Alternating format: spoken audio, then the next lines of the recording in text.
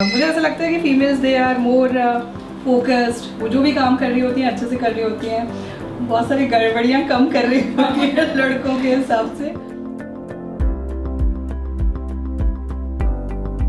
So I'm happy all of you are like at some important position and आप लोगों से ये चीज़ें दूसरों को स्प्रेड होगी बेसिकली।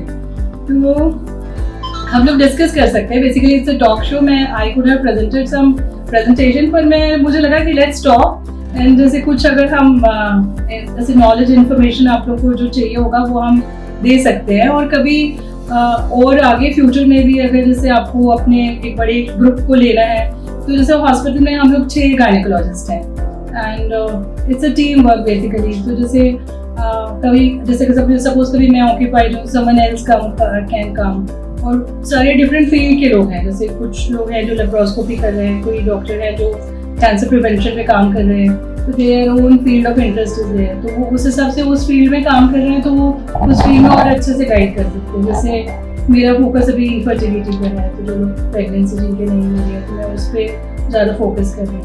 तो ये एक प्रकार से जैसे जब लोगों के लिए बेनिफिशियल है कि एक ही जगह पे हम बहुत सारे लोग हैं और अलग अलग फील्ड में फोकस्ड हैं, तो हम बहुत सारा आप लोगों को उस तरीके से हेल्प कर सकते हैं। इफ नीडेड इन फ्यूचर आपको कोई टॉक शो चाहिए, कुछ इन्फॉर्मेशन चाहिए, ग्रुप्स के लिए कुछ चाहिए, तो वो हम लोग दे सकते हैं। और अगर हम लोग सब ठीक रहेंगे तो हम अपने घर को बहुत स्ट्रॉन्ग बना सकते हैं, अपने बच्चों को बहुत फोकस कर सकते हैं। खैर ये सब आप लोग के लिए छोटी बात है, सब समझते हैं आप लोग। तो स्टिल अगर आप लोग की कुछ क्वेरीज होती हैं तो we can discuss on that. हाँ, बच्चे कुछ पूछना चाहते हो, खड़े हो जाओ, पूछो। खड़े हो जाओ, मास्क हटा दो और चुन्नी भी हटा दो, पूछो, खड़े हो जाओ।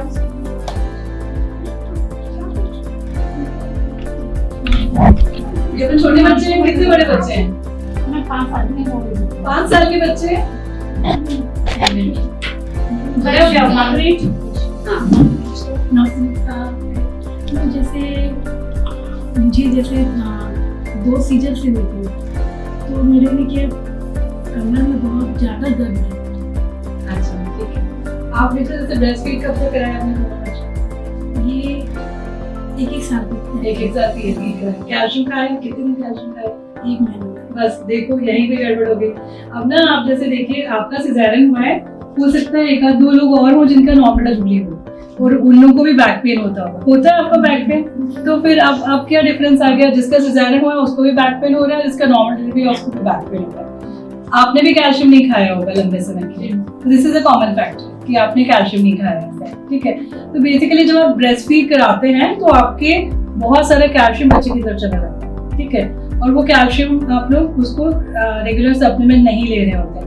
नॉर्मली जब भी डिलीवरी होती है ना, तो जब तक आप ब्रेस्ट फीड करा रहे हैं तब तक आपको कैल्शियम खाना है। मतलब अगर आप कुछ लोग तो 3-3 साल तक ब्रेस्ट फीड करा रहे होते हैं, ठीक है, ब्रेस्ट फीडिंग कराना कोई गलत बात नहीं है, अच्छी बात है, हम लोग सब मोटिवेट करते हैं, पर एट द सेम टाइम उतनी आपकी रिक्वायरमेंट जितनी जरूरत है वो पूरी भी होनी चाहिए। तो जैसे आप अगर कैल्शियम के लिए आप दूध पीते हैं, जितना हमको कैल्शियम रिक्वायर्ड है ब्रेस्ट फीडिंग के टाइम पे 4 गिलास दूध पीना है, तो हमसे कितने लोग 4 गिलास दूध रोज पीते हैं? नहीं पीते हैं ऐसा। तो हम सिर्फ 1 गिलास भी दूध पी रहे हो तो भी बहुत है, बहुत सारे फीमेल्स दूध पसंद भी नहीं करते हैं। तो हमको ना एक कैल्शियम की टैबलेट आइडियली जब हमारे प्रेगनेंसी है तभी हमारी कैल्शियम रिक्वायरमेंट ज़्यादा है, जब हम ब्रेस्ट फीड करा रहे हैं तब हमारी कैल्शियम रिक्वायरमेंट ज़्यादा है, फिर उसके बाद जब मीनोपॉज के टाइम पे आते हैं तो फिर हमारी कैल्शियम रिक्वायरमेंट ज़्यादा हो जाती है। तो ये जो टाइम है इसमें हमारे को कैल्शियम सप्लीमेंट खाना ही है।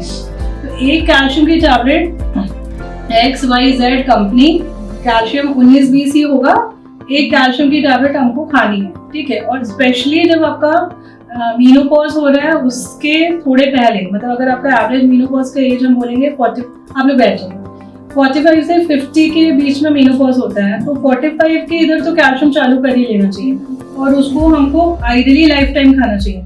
क्योंकि जब हमारा एस्ट्रोजन कम हो जाएगा बॉडी में, उसके बाद बोन मिनरल डेंसिटी कम होती जाएगी, ऑस्टियोपोरोसिस हो जाएगा, तो जो बोन घिस गई ना उसको आप स्ट्रॉन्ग नहीं बना सकते हैं। जब आपका एस्ट्रोजन है बॉडी में तभी से कैल्शियम चालू करेंगे तो वो आपकी बोन स्ट्रॉन्ग रहेगी।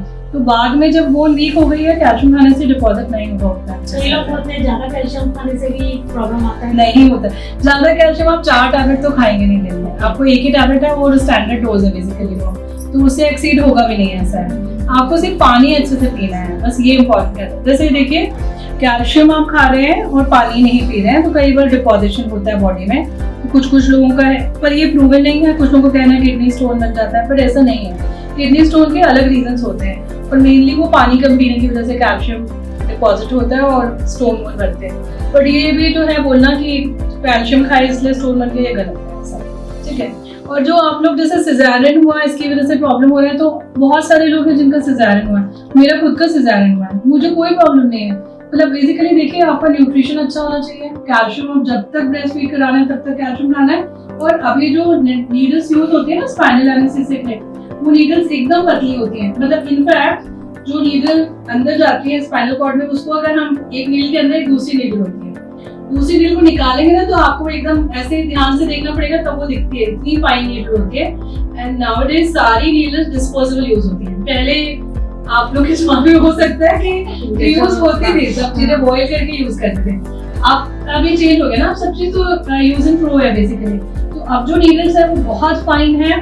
और जैसे एक्सपर्टाइज भी डॉक्टर्स का ओवर द पीरियड लोग और बढ़ गए आगे, इसमें ट्रेनिंग्स अच्छी हो रही है। तो अब जो है अब सिंगल प्रिक स्पाइनल एनेस्थीसिया लगता है। और वो जो नीडल होती है इतनी बारीक होती है कि उससे कोई भी बैक पेन ये वो सब नहीं होता है, ये सब मिथ है। अच्छा मेरा सिजेरियन हुआ है, मैं 5 वीक्स पे मैं वापस काम पे चली गई थी। नॉर्मली हम सबको 6 वीक्स बोलते हैं, but I could not stay because बहुत सारी मेरी रिस्पॉन्सिबिलिटीज, तो मुझे जाना पड़ा। तो 5 वीक्स पे I was back to hospital and मुझे कुछ भी प्रॉब्लम नहीं है, आई एम डूइंग वेल। उसका एक ही रीजन है, although I am overweight but still I am exercising and I take good care of diet ना। तो ये 2 चीजों से आपका सिस्टम सब ठीक चल रहा होता है।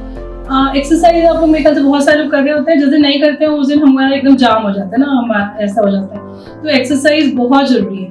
मेनली क्या होता है ना, बहुत सारे ये तो लैक ऑफ एजुकेशन है कि हमको एक्सरसाइज कब स्टार्ट करना है। सिजेरियन के बाद बहुत समय तक हम लोग घर पे ही रहते हैं, रेस्ट कर रहे होते हैं, कुछ कर नहीं रहे होते। बहुत देर तक ब्रेस्ट फीड कराते हैं बैठ के, वो भी अपने ऐसे झुक करके ऐसे बैठ के फीड कराते हैं।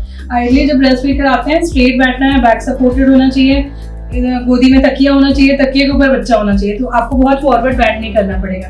उससे क्या स्ट्रेट बैठ के फीड कराएंगे तो बैक सपोर्टेड रहेगा। प्लस जैसे हम लोगों ने एक वी हैव मेड श्योर कि पोस्ट सिजेरियन डे 2 से हमारे फिजियोथेरेपिस्ट आ जाते हैं और वो आपको एक्सरसाइज स्टार्ट करा देते हैं, जो कि पहले उतना नहीं था, पर हम लोग बहुत फोकस्ड हैं इसको लेकर के।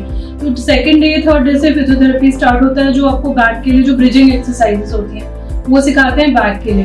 तो वो आप जितना जल्दी स्टार्ट कर लेते हैं उतना जल्दी आराम लगता है। तो आपका सॉल्यूशन क्या है, अभी आप दूध पीना चालू करो, 2 ग्लास दूध, दही, पनीर, जो भी आपको सूट करता है एडिक्वेट अमाउंट में लेना है। आपको कैल्शियम की टैबलेट रोजे खानी है और आपको थोड़ी सी एक्सरसाइज स्टार्ट करनी है।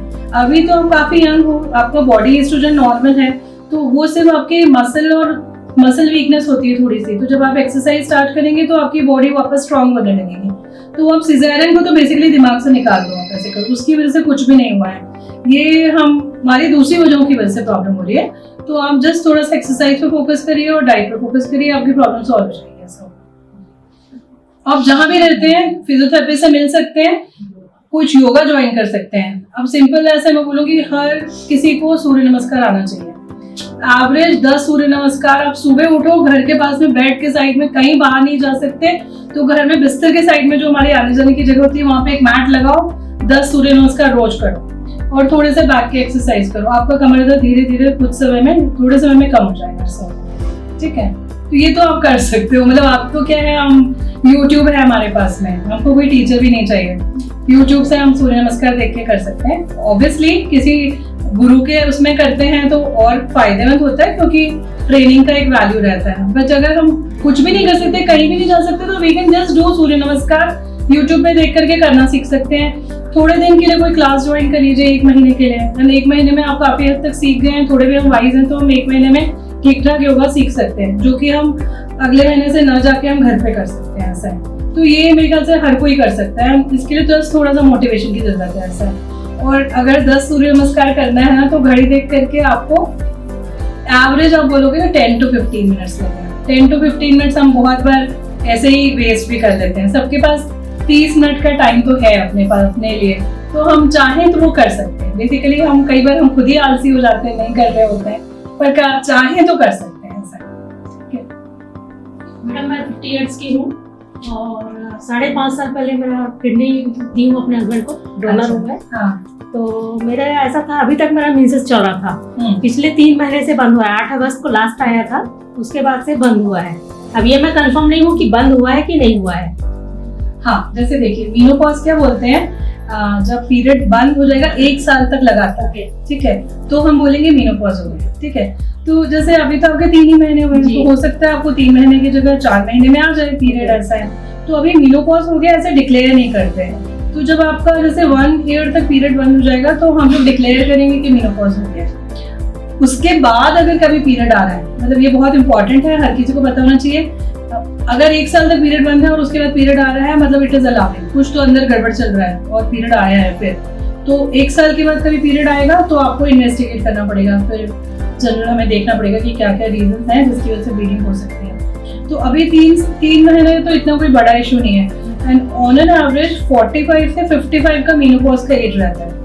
उसमें भी आपकी जो मदर का पीरियड बंद हुआ है वो इम्पोर्टेंट है। बेसिकली ये सारी चीजें जेनेटिकली 48 के आसपास ही हुआ था ना। हाँ, तो वैसे ही आपकी टाइम तो सेम है, ऐसा है। तो जैसे आपकी बहन, मदर, इनका जब लगभग पीरियड बंद हुआ है उस सेम एज पे आपका भी बंद होगा। तो अब टाइम सेम है, बंद होने वाला है, बट ऐसे एकदम सडनली आमतौर पे बंद नहीं होता है। होता है। उनको भी बहुत ज्यादा प्रॉब्लम था। मेरे पापा एमबीबीएस डॉक्टर थे। अच्छा। तो यहाँ उन्होंने किसी डॉक्टर से कंसल्ट किया था, तो उन्होंने तुरंत ऑपरेशन के लिए बोला था, पर मेरे पापा ऑपरेशन के उसमें नहीं थे, तो उन्होंने खुद सर्च करके उनको दवाई दिया और उनका साल भर के अंदर बंद हो गया। ठीक है, तो ये ऐसे जैसे अभी आपका लगभग सेम टाइम चल रहा है। हो सकता है आपको 2-4 महीने बाद फिर आए बीच में पीरियड, पर वो आमतौर पे कम आता है बहुत है। जब बंद हो रहा होगा तो लेट आएगा, कम आएगा, इस तरीके से होगा। फिर धीरे धीरे जैसे 1 साल तक लगातार बंद हो गया तो एज्यूम कर लेंगे कि बंद हो गया। अच्छा, मैं ये एक भी मेडिसिन नहीं ले रही हूँ अभी, कोई भी मेरा मेडिसिन नहीं है, मगर 1 महीने से मेरे दोनों पैरों में बहुत दर्द है। आप जैसे देखो, अब ये प्रॉब्लम आपको स्टार्ट हो गई है, ठीक है। इसके लिए आपको आज से 5 साल पहले काम चालू करना था, ठीक है। नहीं, मैं योगा करती वॉक करती हूँ हाँ, डेली, यानी करीब 5,000-6,000। हाँ, तो वो मैं कोई भी मैं चालू नहीं की हूँ। एक कैल्शियम चालू करना है, ओके, 2 ग्लास दूध पीना है, थोड़ी देर दूध नहीं पिलाता, मेरे को वॉमिट हो जाता है। तो दही और पनीर खा सकते हैं। हाँ, दही पनीर खा सकती हूँ। दूध जिस दिन भी पीती हूँ, इसी ने पिलाई जिद्दी करके, मम्मी पियो करके वॉशरूम में गई, वॉमिट हो गया। तो दही पनीर खा सकते हैं। हॉर्लिक्स लाया हुआ है, वुमेन हॉर्लिक्स, मम्मी इसको आपको रोज पीना है। आपका ना जैसे नेचुरल सोर्सेज ऑफ ईस्ट्रोजन बताती हूँ जो बोन स्ट्रेंथ के लिए इंपॉर्टेंट होते हैं, उसमें होती है किशमिश, अखरोट, जितने भी ड्राई फ्रूट है, खास करके किशमिश और अखरोट बहुत इंपॉर्टेंट है। तो आप जैसे सबसे बेस्ट है ये भिगा के रखिए रात में, और सबसे पहले मॉर्निंग में खा लीजिए। तो वो आपके जैसे जनरल जो ईस्ट्रोजन कम हो रहा है ना, नेचुरल सोर्सेज में कैसा एक सोयाबीन होता है, वो मैं बताती हूँ आपको कैसे खाना है, खाने के तरीके भी बताती हूँ। सोयाबीन जो होता है ना, उसके दाने होते हैं, वो आप जैसे आप दाल हम रोज नहीं खा सकते सोयाबीन की, क्योंकि हमारा टेस्ट वैसा डेवलप नहीं है। सोया मिल्क हम ले सकते हैं, पर नॉर्मली लोग पसंद नहीं करते हैं। सोयाबीन का पनीर आता है, टोफू, वो खा सकते हैं, वो इजीली मिलता नहीं है, मतलब कुछ लिमिटेड जगहों पे ही मिलता है ऐसा। तो अब सबसे बेस्ट है सोयाबीन और गेहूं को आप पिसवा लीजिए। तो जैसे आपका 3 भाग गेहूं है और 1 भाग सोयाबीन है, इसको आप पिसवा लीजिए, तो आपको टेस्ट में डिफरेंस नहीं समझ आएगा, मतलब वो रोटी नॉर्मल रोटी जैसी ही लगेगी। और सोयाबीन हर कोई खा सकता है घर में, it's a good source of protein. तो आप जैसे ये पिसवा लेंगे तो घर में बच्चे बड़े जो भी हैं वो खा सकते हैं, और सबसे ज्यादा आपको फायदा होगा उससे। ऐसा है, तो ये नेचुरल ईस्ट्रोजन मिलेगा आपको, जो कि हम रोटी तो हर समय खाते हैं। उसके अलावा आपको जितने ड्राई फ्रूट्स होते हैं वो सब लिमिटेड अमाउंट में, एवरेज जैसे अखरोट खाएंगे तो 2 खाएंगे, अंजीर 1 या 2 खाएंगे, बादाम आप 5 से 10 बादाम खा सकते हैं, पिस्ता खा सकते हैं, किशमिश आपको करीब 10 किशमिश खानी चाहिए। तो ये आप रात में भिगा दो, सुबह पूरा वो पानी भी आप ले सकते हैं, और वो ड्राई फ्रूट अच्छे से चबा करके खाइए करिए, तो वो सबसे ज्यादा फायदा करेगा आपको। ऐसा होगा ड्राई फ्रूट। फिर आपको थोड़ा घी लेना है रेगुलरली। अभी क्या होता है, आपके जॉइंट्स जो होते हैं ना घिस जाते हैं, तो उनका लुब्रिकेशन कम हो जाता है, ऐसा होता है। तो एक तो घी जो होता है ये आपके फैट सोल्यूबल विटामिन के लिए इम्पोर्टेंट होता है, जैसे विटामिन डी अभी मैक्सिमम लोगों का कम आ रहा है, तो जो लोग घी खा रहे होते हैं उनके लिए ठीक रहता है। तो एवरेज 2 चम्मच घी रेगुलर खाना, तो वो घी खा लिया, ड्राई फ्रूट खा लिया, सोयाबीन आपने ले लिया और कैल्शियम की टैबलेट चालू कर। देखो ऐसे ना कोई भी ब्रांड सजेशन के मैं लिख के दे सकती हूँ आपको, बट ऐसे कोई भी कैल्शियम खा सकते हैं। अभी जैसे आपके जैसे एज के पेशेंट्स को हम लोग एक नेचुरल ईस्ट्रोजन जो होता है, प्लांट डेराइव्ड ईस्ट्रोजन के साथ में कॉम्बिनेशन देते हैं, तो वो मैं आपको लिख करके दे दूंगी, वो आप चालू कर सकते हो ऐसे। लॉन्ग लाइफ लेना है एक्चुअली आइडली उसको थ्रू आउट आपको पूरे जीवन भर खाना चाहिए, बट जैसे सप्लीमेंट्स है, कभी किसी दिन भूल गए तो दैट इज ओके, उसमें कोई इशू नहीं है, उससे कोई नुकसान नहीं होना है। तो खाते रहेंगे तो आपको खुद ही थोड़े दिन में अपने डिफरेंस समझ में आने लगेगा। और सबसे ज्यादा इम्पोर्टेंट है एक्सरसाइज। अच्छा, जैसे हम वॉक कर रहे होते हैं तो वॉक में आप देखेंगे आपके हाथ का कुछ ज्यादा मूवमेंट नहीं हो रहा है, आपका नेक का कुछ मूवमेंट नहीं हो रहा है, आपके ये सब ना जो सर्वाइकल पेन वगैरह ये सब स्टार्ट होता है जब एज बढ़ती है और आपकी बोन घिसने लगती है, ऐसा बैक पेन भी होता है। तो वॉकिंग करेंगे आपके घुटने में प्रॉब्लम बढ़ जाएगी, ठीक है, क्योंकि पूरा बॉडी वेट कहाँ पे आ रहा है, घुटने पे आ रहा है।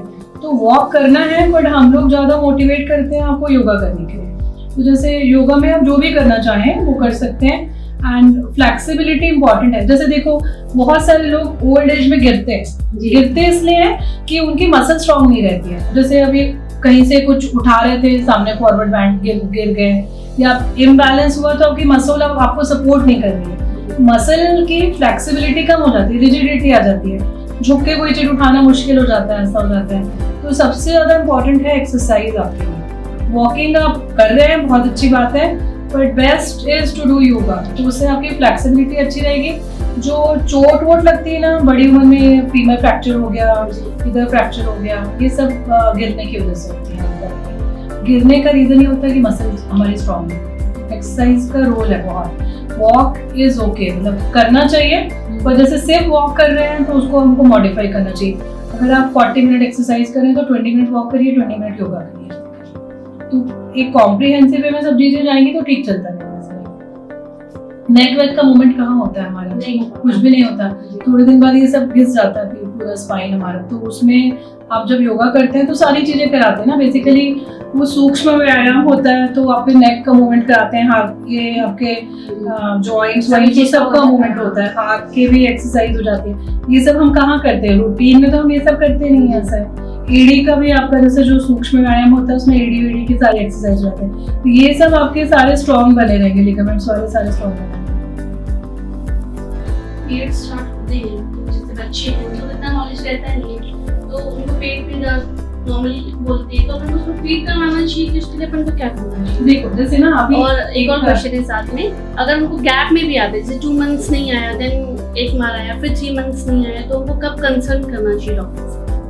इसमें देखिए जैसे ना अब एक कोई बच्चा चलना सीखता है ना, तो वो मे बी 10 महीने 11 महीने से चलना चालू करता है, और अच्छे से चलना सीखने के लिए उसको 1 साल लग जाता है। ऐसा है, तो वो जो एक प्रोसेस होता है ना, वो एक इवॉल्व होता है बच्चा, मतलब चलना सीखता है, फिर धीरे धीरे चलना सीखता है, और फिर कॉन्फिडेंटली चलने लगता है, और फिर दौड़ने लगता है। तो इट टेक्स टाइम। तो वैसे ही जब पीरियड आते हैं तो वो एकदम से पहले महीने से हर महीने आने चालू हो जाएगा, ऐसा नहीं होगा।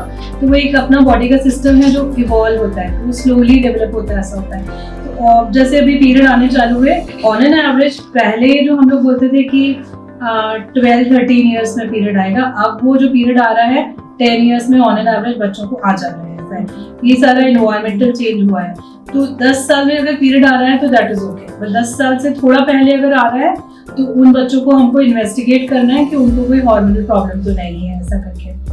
अब जैसे उनकी पीरियड आने चालू हुए तो एवरेज जिस समय से चालू है उससे 2 साल तक इरेगुलर है, ठीक है। और वो 2 साल में उनका जो हाइपोथैलेमस और पिट्यूटरी होता है, 2 जगह से अपने पीरियड रेगुलेटेड रहते हैं। एक ब्रेन से एक हार्मोन सिक्रीट होता है, तो वो 2 इयर्स लगेगा उसको एस्टैब्लिश होने के लिए। तो जो 2 साल तक इरेगुलर पीरियड आएंगे उसमें कुछ भी नहीं करना है। 1 साल में भी मतलब 1-1 महीने में भी आ सकता है, 1.25 महीने में आ सकता है, 15-15 दिन में भी आ सकता है। तो वो एक सिस्टम रहता है।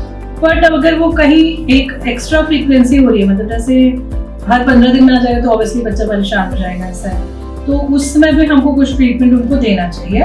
बहुत अगर फ्रीक्वेंट मेंसेस हो रहा है तो, क्योंकि बच्चे को ब्लड लॉस हो रहा है तो एनीमिया हो जाएगा, उसकी स्ट्रेंथ कम होगी बच्चे की। बट अगर वो लेट आ रहा है तो ज़्यादा कुछ परेशान होने की जरूरत नहीं है।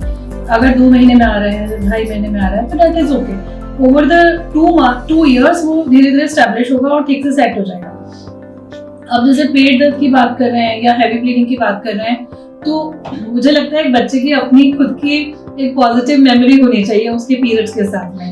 पता चला एक उसके ऊपर एक तो वैसे ही मतलब it is difficult for a kid to handle, और उसके बाद उसको बहुत फ्रीक्वेंट मेंसेस हो रहे हैं या बहुत हैवी हो रहा है, पेट दर्द हो रहा है, तो उसको परेशानी होगी। तो हमको कुछ ऐसा सपोर्टिव ट्रीटमेंट देना है जिससे उसका लाइफ इजी हो जाए। ऐसा है तो बहुत सारे ड्रग्स होते हैं, पेन किलर्स होते हैं, ब्लीडिंग कंट्रोल करने के लिए मेडिसिन होती है जिनका कोई लॉन्ग टर्म साइड इफेक्ट नहीं होता है, वो हम उनको दे सकते हैं। मेनली मदर्स का ये रहता है कि हमको रोकना नहीं है, दर्द की दवाई नहीं देनी है, तो ये गलत है। हमको दवाई देनी है, ऑब्वियसली वो डॉक्टर कैन डिसाइड कि क्या देना है, बट पेन किलर्स आजकल बहुत सारे अच्छे पेन किलर्स हैं जो कि बच्चे के ऊपर बुरा असर नहीं डालते हैं, वो दे सकते हैं। हैवी ब्लीडिंग को कंट्रोल करने के लिए भी मेडिसिन दे सकते हैं सर, तो जरूरत पड़ी तो दे सकते हैं। और आमतौर पे जैसे देखिए अभी ना जो भी मदर्स आती हैं अपने बच्चे को लेकर के, मैंने देखा दे आर हैप्पी कि मतलब अब बच्चा थोड़ा इजी हो गया उसके लिए हैंडल करना, नहीं तो स्कूल से छुट्टी लेनी पड़ रही है, वो वाला पार्ट हैंडल हो जाता है। और बहुत दवाई आमतौर पे नहीं लेनी पड़ती क्योंकि आमतौर पे इनके वेट एवरेज रहते हैं 10-11 साल पे, कितना ज्यादा वेट रहता है, तो बहुत ज्यादा डोज भी नहीं देना पड़ता है। तो बहुत एडल्ट डोज से हाफ डोज देते हैं और 1-2 दिन का ड्रग देने से ही उनका मैनेज हो जाता है। तो हमेशा थोड़ा एग्रेसिव रहना चाहिए, बच्चे को बहुत सफर नहीं करने देना है, बहुत माइनर सा ट्रीटमेंट देकर के उनकी प्रॉब्लम सॉल्व कर सकते हैं। और इस एज में खास करके जैसे ये जो बच्चे जिनका थोड़ा सा अनीमिया डेवलप होता है, उनको डाइट पे बहुत ध्यान देना है, उनको मतलब अच्छे से खिलाना पिलाना है। और ये जो हेल्दी हैबिट्स है वो बहुत पहले चालू करनी पड़ेंगी। मतलब अब अगर जैसे 10 साल तक बच्चे ने भाजी खाई नहीं है, अब 10वें साल अब उसको भाजी खिलाओगे तो वो नहीं खाएगा, ऐसा होगा। तो ये आपका जब बच्चा जब 1 साल का है, उस समय पे जब आप खाना चालू करा रहे हो, तब से आपको उसको सब ग्रीन लीफी वेजिटेबल्स हैं, ड्राई फ्रूट्स हैं, ये सब खिलाना रहेगा, तो they have a taste for it. ऐसा है तो बड़े होकर के फिर वो खाएंगे, उसको अच्छे से रैलिश भी करेंगे कि हाँ ये अच्छा है ऐसा करके। तो इनको अच्छा मतलब इसमें पे इनका ग्रोथ स्पर्ट रहता है ना, उनकी रिक्वायरमेंट बहुत ज्यादा रहती है।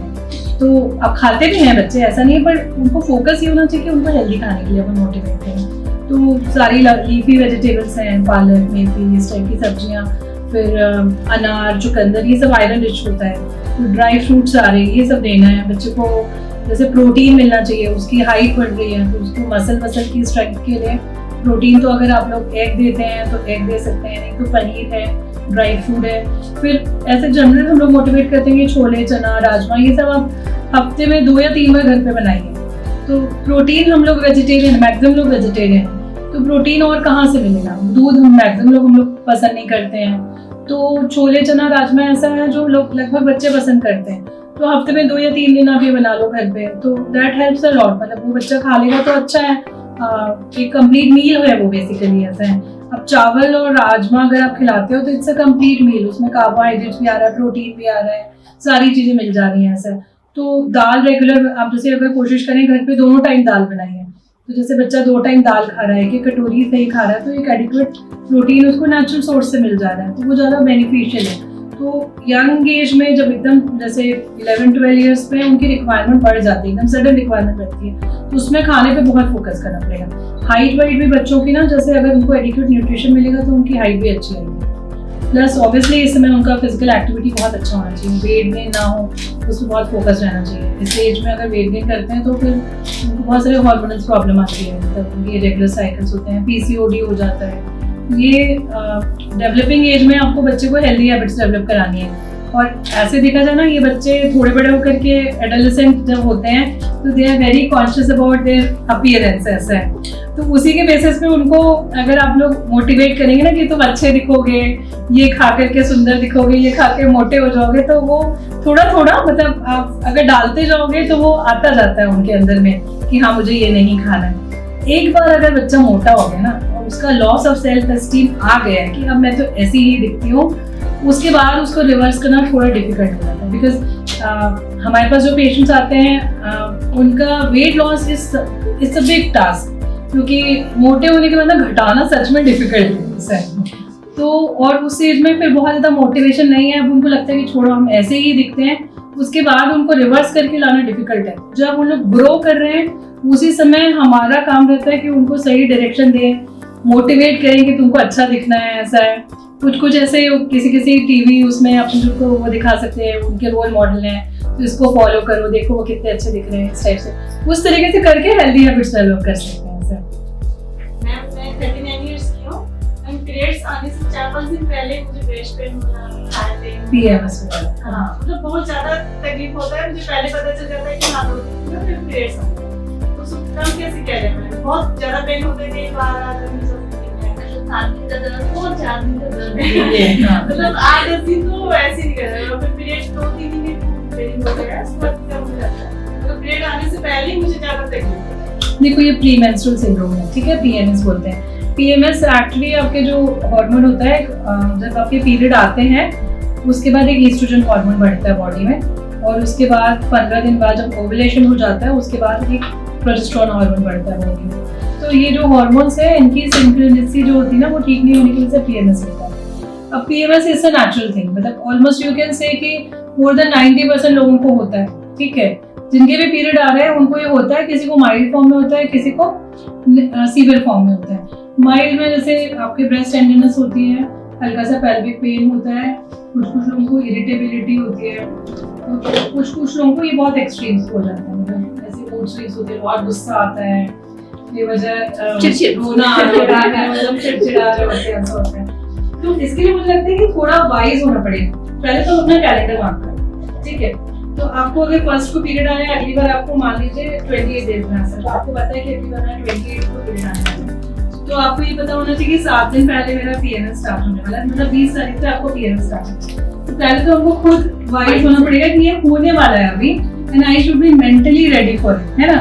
कई बार क्या हो गया, एक्सट्रीम हो गया, लड़ाई होगी बहुत जोर से, फिर हमको समझ में आता है कि ये मैंने ना कुछ ज्यादा ही रिएक्ट कर दिया, इतनी रिएक्शन की जरूरत नहीं थी। तो जब हम कभी उसके लिए अवेयर होते हैं कि ये हो रहा है, तो मैं अब थोड़ा मैं अपने आप को संभाल के चलूंगी, मैं बहुत परेशान नहीं होंगी, तो उससे ही प्रॉब्लम आधी कम हो जाती है। दूसरा, उन दिनों में नमक कम कर दो खाना, ठीक है, बेसिकली वाटर रिटेंशन होता है, उससे और प्रॉब्लम बढ़ती है। नमक कम कर दीजिए, चाय कॉफी कम कर दीजिए, ठीक है।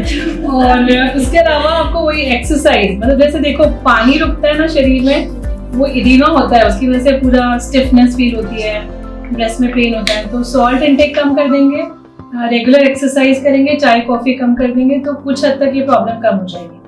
फिर जैसे दूसरे मेथड्स हैं, तो उसमें हम लोग ये सब चीजें क्या है, जैसे करते करते ओवर द पीरियड आप उसको वो करोगे कि मेडिटेशन करने से थोड़ा मन शांत होता है, ऐसा है। फिर कीप योरसेल्फ बिजी, मतलब जब आप खाली है ना तो आप ज्यादा अवेयर होते हैं उस चीज के लिए, ठीक है। अब इमेजिन करो कि एकदम कहीं कुछ बहुत सारा विधि कुछ चल रहा है और उसमें भी ये सब हो रहा है, तो मे बी आप उस पर बहुत फोकस भी नहीं कर पाओगे।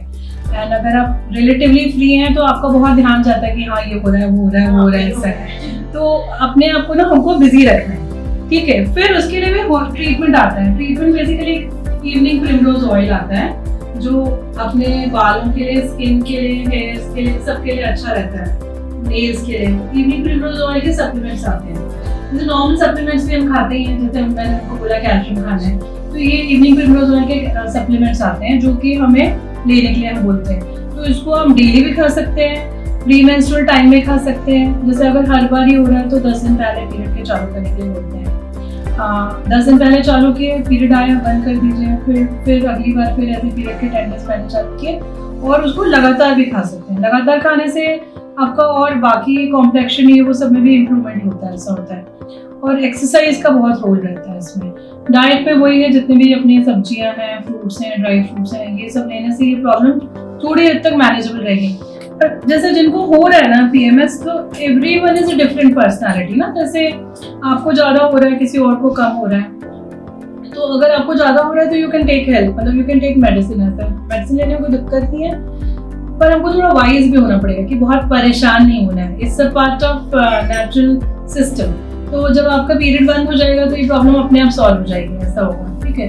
पर जब तक पीरियड चल रहा है तब तक उसको हमको हैंडल करना है, तो उसके लिए थोड़ा वाइज होकर के हैंडल करना है। तो जो चेंजेस बताए ना, अगर आप थोड़ा भी अगर उसको हैंडल करोगे ना वाइज में, तो वो मैनेजेबल हो जाएगा आपके लिए। और ड्रग्स तो ऑब्वियसली आप ले ही सकते हैं, कोई नुकसान नहीं है। उसकी भी कैटेगरीज होती हैं, जैसे माइल्ड, मॉडरेट, सीवियर फॉर्म्स में होती हैं। माइल्ड फॉर्म में हम लोग ये देते हैं, जो मैंने बताया आपको, इवनिंग प्रिमरोज ऑयल देते हैं। फिर और जैसे बढ़ता जाता है तो हम लोग उनको ईस्ट्रोजन प्रोजेस्टेरोन पिल्स और कॉन्ट्रासेप्टिव पिल्स होती हैं वो देते हैं, तो वो हमारे बॉडी के नेचुरल हार्मोन्स को सप्रेस करते हैं, तो वो कॉन्ट्रासेप्टिव पिल्स चालू कर देते हैं। तो उनके एडिड बेनिफिट्स होते हैं कि आपको जैसे प्रेगनेंसी नहीं चाहिए तो वो एक प्रोटेक्शन मिल जाता है अलग से, प्लस आपको बहुत ज़्यादा जो ब्लड लॉस हो रहा होता है पीरियड्स में कई बार कॉन्ट्रासेप्टिव पिल्स लेते हैं तो ब्लड लॉस भी कम हो जाता है, पेन भी बहुत हद तक ठीक हो जाता है। तो जैसे 3 महीने 6 महीने का कोर्स देते हैं कॉन्ट्रासेप्टिव पिल्स का, तो उससे काफ़ी आराम हो जाता है। मैम जैसे कोई पेन किलर खा लेते हो, अगर बीच में तबीयत फीवर आ गया, आपको दवाई ले ली तो 10 दिन पहले पीरियड्स आता है, तो 3 महीने में से 28 डेज में 26 पीरियड आता है, 10 दिन पहले पीरियड आता है। आपने पैरासिटामोल खाओ सबसे बेस्ट, ठीक है। मतलब जैसे बाकी पेन किलर्स जो होते हैं ना, कई बार ये प्रॉब्लम आती है, बहुत सारे लोग तक आती है, पर जैसे जो दूसरे पेन किलर्स हैं आमतौर पर थोड़े थोड़े जैसे अगर हम रेगुलर कोर्स में खा रहे हैं कोई भी पेन किलर हमारी किडनी के लिए हार्मफुल हो सकता है, ठीक है। तो जैसे जनरल हम लोग बोलते हैं Crocin is the best pain killer, हमारे दिमाग में क्या है कि क्रोसिन जो है ना सिर्फ बुखार में खाते हैं ऐसा, बट ऐसा नहीं, क्रोसिन एक अच्छा पेन किलर भी है ऐसा है। तो क्रोसिन आप खा सकते हो, क्रोसिन उतना नेफ्रोटॉक्सिक नहीं है, इतनी किडनी के लिए नुकसानदायक नहीं है, एंड ठीक ठाक एनाल्जेसिया होता है उससे ऐसा है। तो जैसे अभी आप नाइस खाते हैं बहुत सारे लोग, वो लिवर के लिए किडनी के लिए बहुत नुकसानदायक है। अभी एक्चुअली वो ड्रग बैन हो गया है, पर बहुत सारे लोग खा रहे होते हैं, बहुत सारे लोग खा रहे होते हैं ऐसा है। तो नाइस तो बिल्कुल नहीं खाना है, आइबुजासिक वगैरह खा रहे होते हैं, कॉम्बिफेन खा रहे हैं, ये सब बहुत स्ट्रॉन्ग पेन किलर्स हैं, ये नॉर्मली हम लोग मना करते हैं खाने को। सिंपल है पैरासिटामोल की गोली 500 mg की आपको सूट नहीं करती, 650 वाली खा लीजिए। जो जनरल हम लोग होते हैं डोलो 650 होता है वो खा सकते हो, उससे नुकसान नहीं होगा और काफी एडिक्वेट एनाल्जेसिया हो जाता है, पेन आपका कम हो जाएगा, मैनेजेबल हो जाता है सब। और दूसरे पेन किलर्स आमतौर पे मतलब खा रहे हैं तो बहुत केयरफुल रहना पड़ेगा, बहुत फ्रीक्वेंटली मत खाइए और बहुत सारा पानी पीजिए जब आप पेन किलर खा रहे हैं, नहीं तो किडनी उठने पे बुरा असर आता है। मेरे हस्बैंड को कॉम्बिफ्लेम से ही प्रॉब्लम आया, एक किडनी चली गई होगी आपकी, मैंने बोला गया नहीं है, काम करना कम कर दिया, काम करना कम कर दिया। देखो आप, मैंने तो ये देखो आपके सामने अभी कितने लोग हैं, सिर्फ एक कैप्सूल, 20 लोग होंगे यहाँ पे, 20 में से एक ने अपना एक्सपीरियंस शेयर कर लिया। तो pain killers are seriously dangerous basically, वो अपन को अवॉइड ही करना है pain killer, strong pain killers हो, Combiflam is strong pain killer नहीं खाना।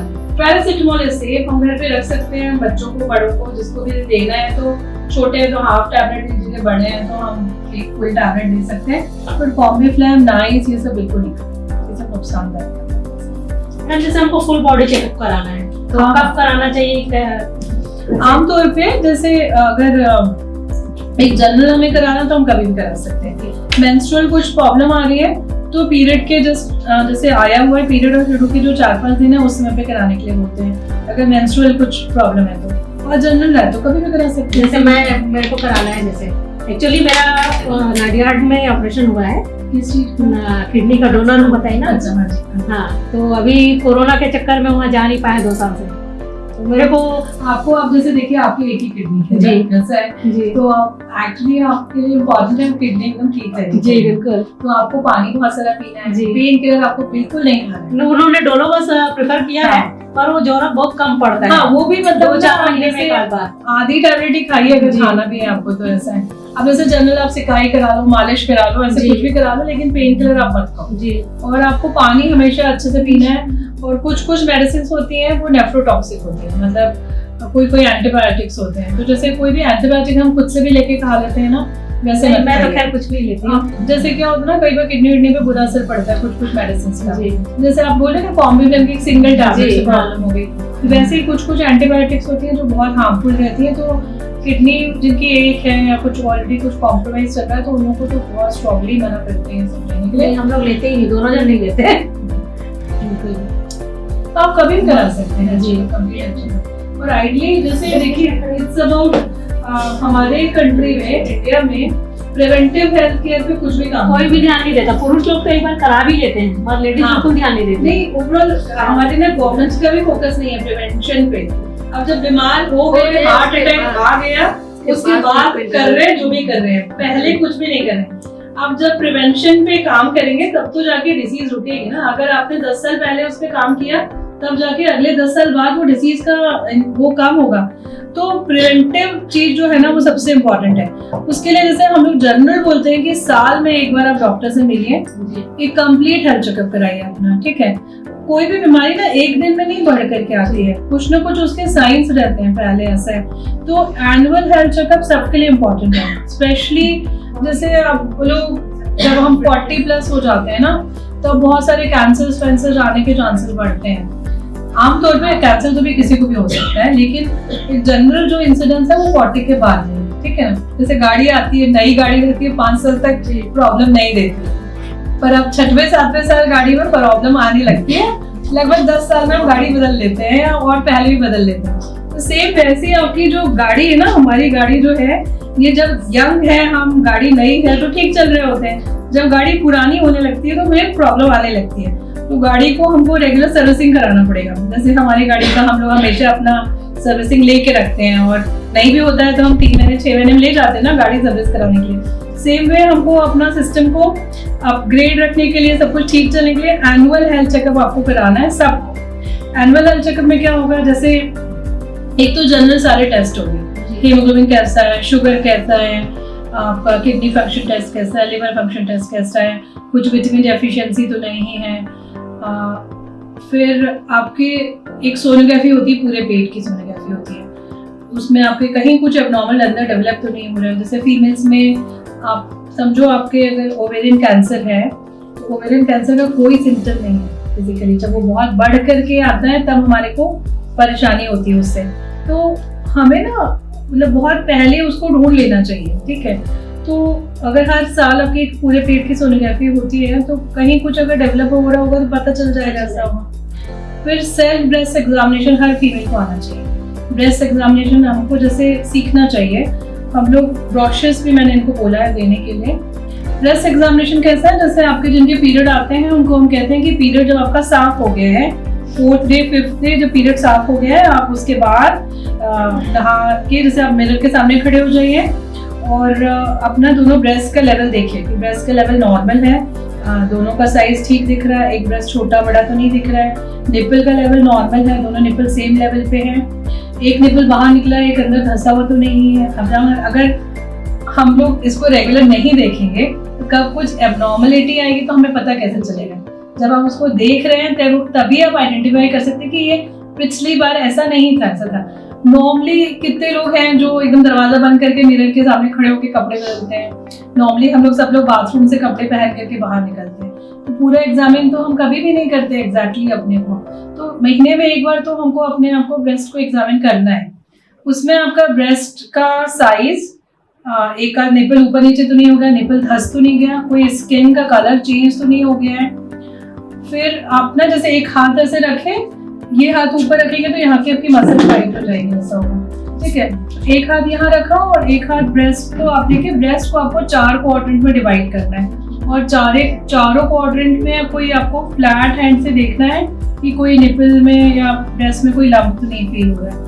तो जैसे ये आपने देख लिया, फिर आपको एक्सिला चेक करना है, एक्सिला में कोई लंप नहीं फील हो रहा है। तो ये जैसे आपने अच्छा इधर का देखेंगे तो ये हाथ ऊपर रहेगा और इस वाले हाथ से आपको चेक करना है। इन केस अगर कोई लंप डेवलप हो रहा है, कोई एब्डोमिनिटी दिख रही है, तो जब आप एग्जामिन करेंगे जनरली आप आइडेंटिफाई कर पाएंगे कि कुछ गड़बड़ है, ऐसा है। तो ये हर महीने पीरियड्स क्लीन होंगे, उसके बाद आपको ब्रेस्ट एग्जामिनेशन करना है। और जब एनुअली आप डॉक्टर के पास जाते हैं तो ऑब्वियसली डॉक्टर चेक करेंगे।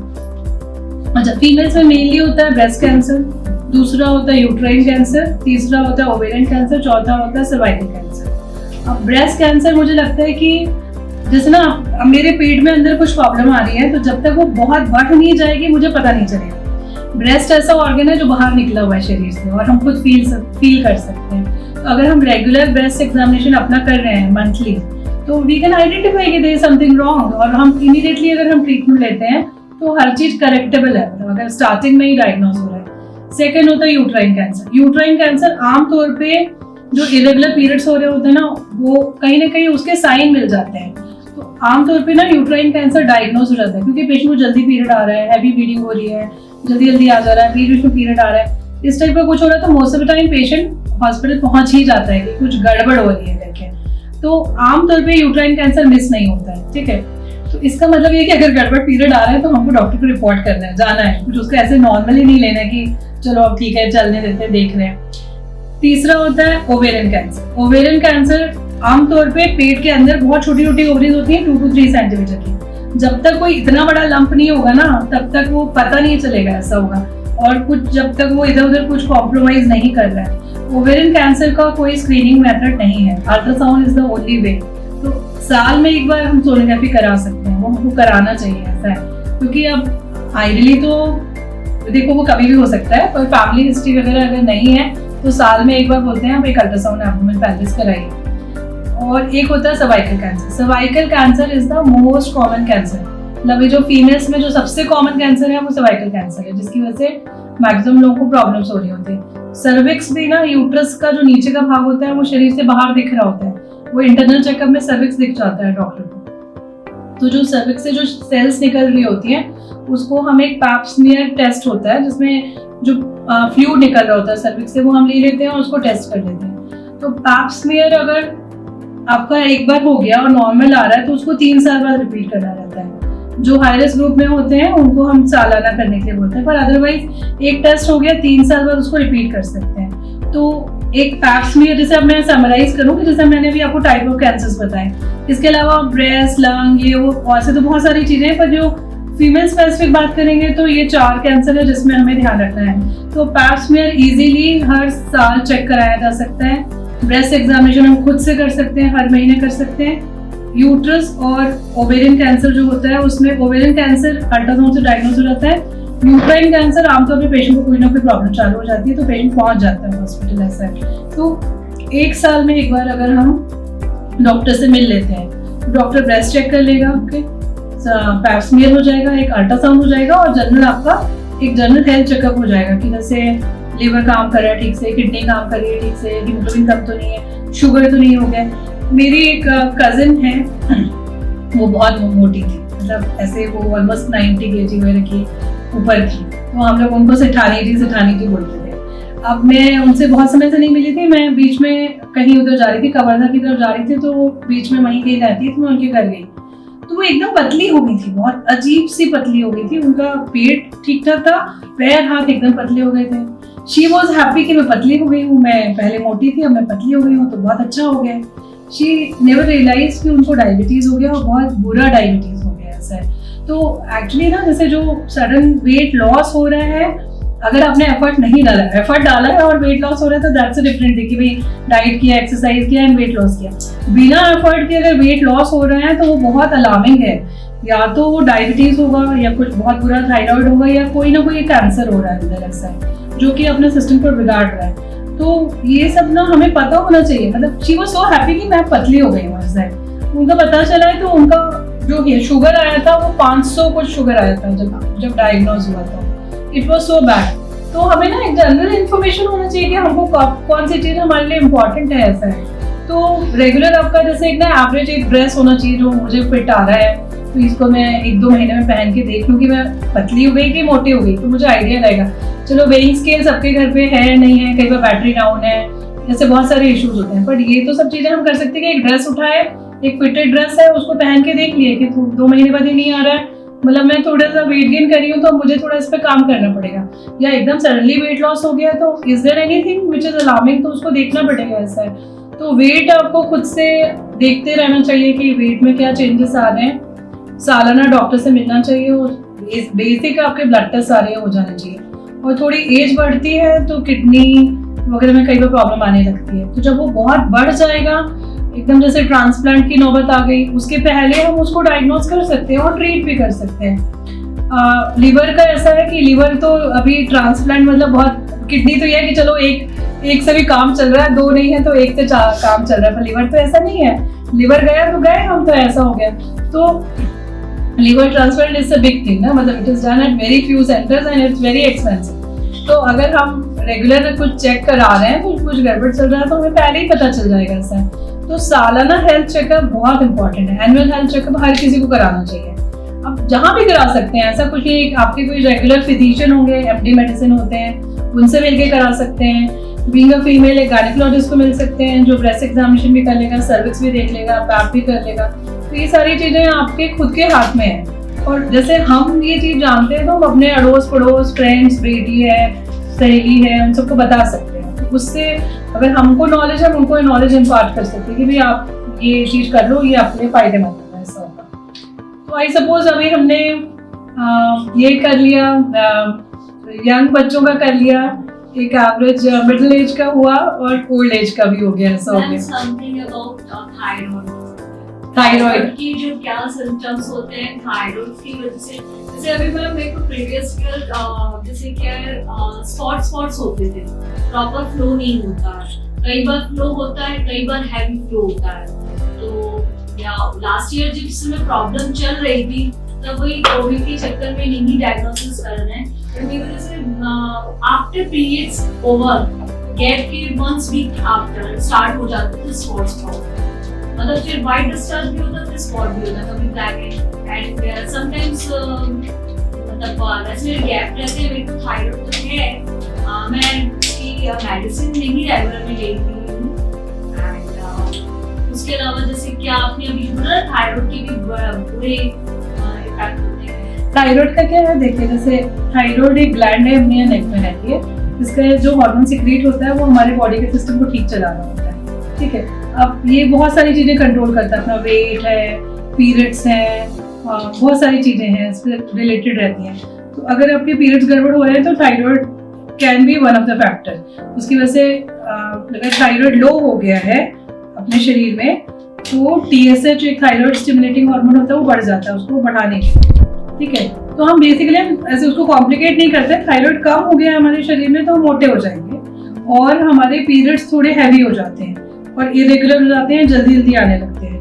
और अगर थायराइड बढ़ गया है शरीर में तो हम पतले हो जाते हैं, वेट लॉस हो जाता है और पीरियड्स आने कम हो जाते हैं, स्कैंटी हो जाते हैं, ऐसा होता है, ठीक है। तो ऐसे जैसे थायराइड भी जब आपका ये जो एनुअल हेल्थ चेकअप होगा तो उसमें हो जाता है। और जिनको ऑलरेडी थायराइड डायग्नोस हो गया है तो उनको जैसे एक तो रेगुलर एक्सरसाइज के लिए मोटिवेट करते हैं। एक्सरसाइज कोई भी होगी ना, कहीं भी वो ब्लड सर्कुलेशन बढ़ाएगा आपके बॉडी में। तो जैसे जो भी ऑर्गन है उसको अगर एडिक्वेट सर्कुलेशन मिलेगा तो वो काम अच्छे से करेगा, है ना। जैसे हम जो भी खाते हैं वो एक ब्लड के फ्लो के थ्रू सारे ऑर्गन्स को पहुंचता है। तो अगर हम एडिक्वेटली सब्जियां खा रहे हैं, विटामिन सब खा रहे हैं तो वो सब पहुंचेगा कैसे। अगर हम एकदम बेड पे पड़े हुए हैं ना तो हमारे ऑर्गन्स काम नहीं करेंगे अच्छे से। व्हेन वी आर एक्सरसाइजिंग तो it reaches to all the important areas. तो एक तो एक्सरसाइज है जिससे वो सर्कुलेशन इम्प्रूव होता है। फिर थायराइड ग्लैंड के लिए ना कुछ प्राणायाम होते हैं, जैसे उज्जाई प्राणायाम होता है, वो करने के लिए बोलते हैं। तो उससे थायराइड ग्लैंड एक्टिवेट होती है, तो उससे तो जिनको वेट लॉस करना होता है उनको भी उसके लिए मोटिवेट करते हैं। प्लस जिनको हाइपोथायराइडिज्म है उनको भी मोटिवेट करते हैं कि आप थायराइड का वो जो प्राणायाम है, उज्जाई प्राणायाम, वो करिए। जनरल एक्सरसाइज करेंगे तो उससे आपको सर्कुलेशन इम्प्रूव। पीसीओडी एक अलग चीज है, थायराइड एक अलग चीज है, दोनों अलग अलग है। थायराइड में क्या होगा, आपका वेट गेन होने लगता है अगर थायराइड बॉडी में कम हो गया तो थायराइड सप्लीमेंट स्टार्ट करते हैं। और जिन लोग थायराइड की दवाई खा रहे हैं उनको एक चीज इंपॉर्टेंट है कि आपको टैबलेट मॉर्निंग एम्प्टी स्टमक लेना है।